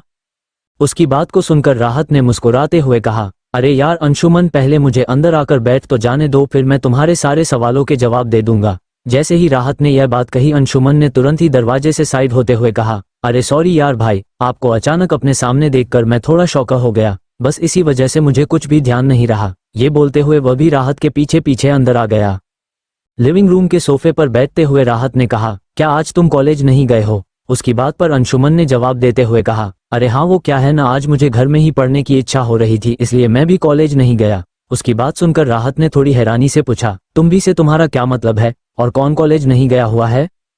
अंशुमन ने मुस्कुराते हुए अपनी बात समझाते हुए राहत से कहा, आज रीति और अनिष्का भी कॉलेज नहीं गई है क्योंकि आज उन दोनों को ब्यूटी सैलून जाना था। उसकी बात सुनकर राहत ने कहा, जरूर ये सब उन दोनों की फ्रेशर्स की तैयारी होगी। राहत की बात पर अंशुमन ने हाँ में अपना सर हिला दिया तो राहत अंशुमन की तरफ देखकर आगे बोला, देखना अब इन दोनों को 2-3 घंटे से कम समय नहीं लगने वाला वहां पर, क्योंकि रीति का तो पता नहीं, लेकिन अनिष्का सैलून से सब कुछ कंप्लीट करके ही वापस आएगी। राहत की बात सुनकर अंशुमन ने मन ही मन कहा, शायद मैं बेवजह ही गलत सोच रहा हूँ, क्योंकि राहत मुझसे ऐसे अचानक से तो झूठ नहीं बोलेगा, जरूर लड़कियों को इतना ही समय लगता होगा। तभी अंशुमन को कुछ याद आया और उसने राहत से सवाल किया, आपने बताया नहीं कि आप यहाँ अचानक से कैसे आ गए। उसके सवाल पर राहत ने मुस्कुराते हुए जवाब दिया, अरे मैंने तो अपने आने के बारे में किसी को भी नहीं बताया था, क्योंकि मैं अनिष्का को सरप्राइज देना चाहता था, लेकिन यहाँ आकर तो मुझे ही सरप्राइज मिल गया। राहत ने ऐसा इसलिए कहा था क्योंकि उसने अनिष्का से कल देहरादून आने के लिए कहा था, लेकिन उसकी एक मीटिंग कैंसिल हो जाने की वजह से वो आज ही यहाँ आ गया था। हालांकि राहत इस बात से अनजान था कि ऐसा बोलकर उसने रीति और अनिष्का को अंशुमन के शक के दायरे में आने से बचा लिया था। अंशुमन ने मन ही मन कहा, क्या उस रीति को मरने के रास्ते में वो एक अनिष्का कम थी, जो अब ये भी यहाँ आ गया। अपने ख्यालों से बाहर आते हुए अंशुमन ने कहा, राहत तुम अभी अभी आए हो, इसलिए अपने कमरे में जाकर थोड़ा रेस्ट कर लो। रीति और अनिष्का के वापस आते ही मैं उन दोनों को तुम्हारे बारे में बता दूंगा। राहत को भी अंशुमन की यह बात सही लगी, इसलिए वह भी सोफे से उठकर अपने रूम की तरफ बढ़ गया। दूसरी तरफ सेलॉन में लगभग 3 बजे रीति का काम कंप्लीट हो जाने के बाद आर्यन उस सुनार को अपने साथ लेकर रीति के कहे अनुसार पीछे के गेट से निकल गया। सेलॉन से जाते समय आर्यन के दिमाग में बहुत सारे ख्याल एक साथ चल रहे थे। वही रीति और अनिष्का भी आर्यन के जाने के कुछ समय बाद वहां से निकल गई। जैसे ही वे दोनों कार में आकर बैठी, ड्राइवर ने कार मल्होत्रा फार्म हाउस की तरफ बढ़ा दी। उसी समय घर में बैठे अंशुमन के पास किसी का कॉल आया। कॉल अटेंड करते ही सामने से आवाज आई, सर आपने जिस नंबर को ट्रैक करने के लिए कहा था उसकी लोकेशन बदल रही है और इस समय वो नंबर आपके बहुत करीब ही है। अंशुमन ने ठीक है बोलकर कॉल कट कर दिया, क्योंकि वह समझ गया था कि रीति और अनिष्का घर ही आ रही होगी। वह अपने रूम से निकलकर गार्डन में आ गया। लगभग 5 मिनट बाद ही रीति और अनिष्का की कार भी गेट के अंदर आ गई। रीति, जिसने पहले ही अंशुमन को वहां खड़ा देख लिया था, उसके चेहरे पर हल्की सी मुस्कान आ गई, जिससे वहां पर किसी ने नोटिस नहीं किया। रीति ने खुद से ही कहा, मैंने सही ही सोचा था, जरूर यह अंशुमन हम दोनों पर नजर रख रहा था, तभी तो हमारे घर आने से पहले ही इसे पता चल गया था। रीति और अनिष्का को आता हुआ देखकर अंशुमन ने उनके पास पहुंचकर सवाल किया, तुम दोनों को आने में बहुत देर लग गई, मुझे तो तुम दोनों की बहुत फिक्र हो रही थी। उसकी इस बात का जवाब अनिष्का ने निराश होते हुए दिया, अरे मुझे तो हेयर स्पा भी करवाना था, लेकिन रीति ने मुझे मना कर दिया, जिस वजह से हम दोनों जल्दी घर आ गए, नहीं तो मुझे अभी 1 घंटा और लगने वाला था। उसकी यह बात सुनकर अंशुमन ने मन ही मन कहा, ये लड़कियां भी न बिना मतलब के कामों में अपना टाइम वेस्ट करती रहती है। वह ये सब सोच तो अपने मन में रहा था, लेकिन अपने चेहरे पर उसने एक स्माइल बनाए रखने की कोशिश की और धीरे से बड़बड़ाया, पता नहीं और कब तक मुझे हर बात पर पागलों की तरह मुस्कुराते रहना पड़ेगा। हालांकि उसने ये सब कुछ बहुत धीरे से कहा था, लेकिन रीति ने अपनी पावर्स के कारण उसकी बातें सुन ली थी, इसलिए उसने अनिष्का का हाथ पकड़कर खींचते हुए कहा, अब तो तुम अपनी ये बकवास बातें बंद करो अनिष्का और घर के अंदर चलो, हम वैसे ही तुम्हारे सेलॉन के चक्कर में बहुत थक गए हैं। उन दोनों को अंदर जाता देख अंशुमन भी उनके पीछे चल दिया। जैसे ही वे दोनों सीढ़ियां चढ़ने लगी, अंशुमन ने उन्हें पीछे से आवाज लगाते हुए बोला, अरे रीति, मैं तो एक बात बताना ही भूल गया।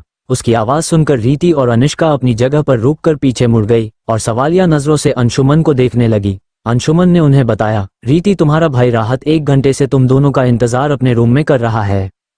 अंशुमन की बात सुनकर रीति के चेहरे पर एक मुस्कान आ गई। वहीं दूसरी तरफ अनिष्का तो खुशी से उछलती हुई बोली, क्या राहत आ गया है, मैं अभी उससे मिलकर आती हूँ। ये बोलकर वह भागते हुए सीधे राहत के कमरे की तरफ चली गई। रीति ने भी अंशुमन से कहा, हम भी भाई से मिलकर आते हैं। ये बोलकर वह भी अनिष्का के पीछे पीछे चली गई। अंशुमन उनके जाने के बाद बोला, हो जाओ खुश तुम सब, वैसे भी अब तुम सबके पास बहुत कम समय बचा हुआ है। ये बोलते ही उसकी आंखें काली हो गई और उसके चेहरे पर एक डेविलियस स्माइल आ गई। आगे स्टोरी और भी इंटरेस्टिंग है, आपको बहुत मजा आने वाला है, तो इसका नेक्स्ट एपिसोड देखना बिल्कुल ना भूले और चैनल को अपने प्यारे प्यारे हाथों से लाइक और सब्सक्राइब कर लें और अपने दोस्तों को शेयर करना बिल्कुल ना भूले और अपना प्यार भरा कमेंट जरूर करें और दोस्तों कम से कम 200 लाइक का टारगेट पूरा कर दें। मिलते हैं नेक्स्ट एपिसोड में।